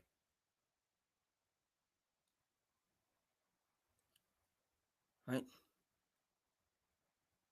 We can't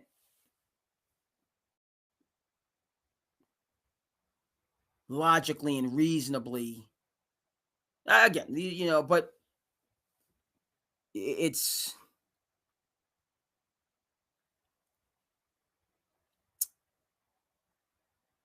what do we say?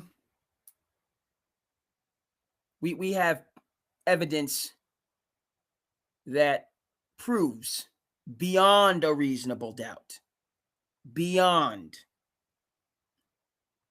a reasonable doubt, that this relationship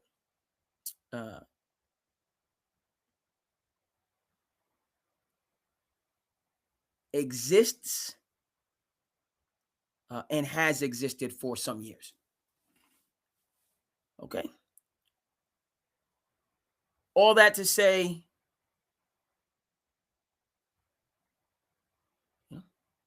two talented, capable people, one of whom has resigned as the reporter, the other of whom is the leader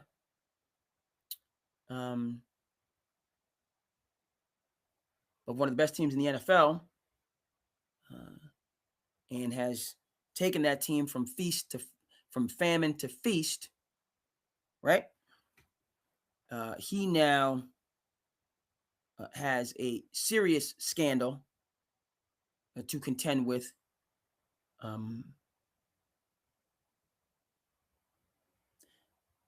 After a year in which he was the indispensable man. So, right? It is what it is.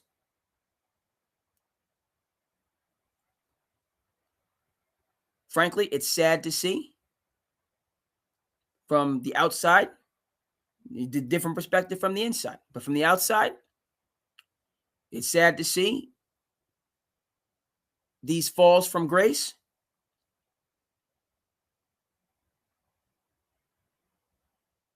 Right?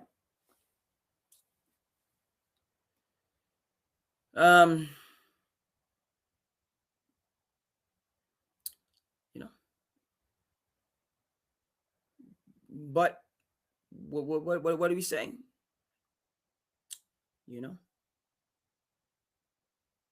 College Professor Dempsey now, criminal justice.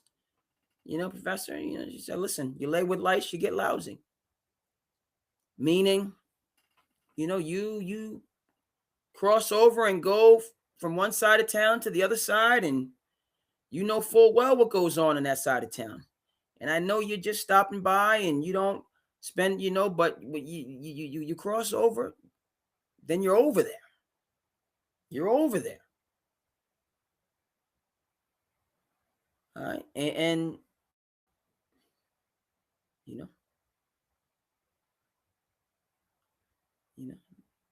could have the best of intentions. And all these issues and everything else. But what we learned from The Wire and David Simon, okay, it's all in the game. The good, the bad, the ugly. Okay?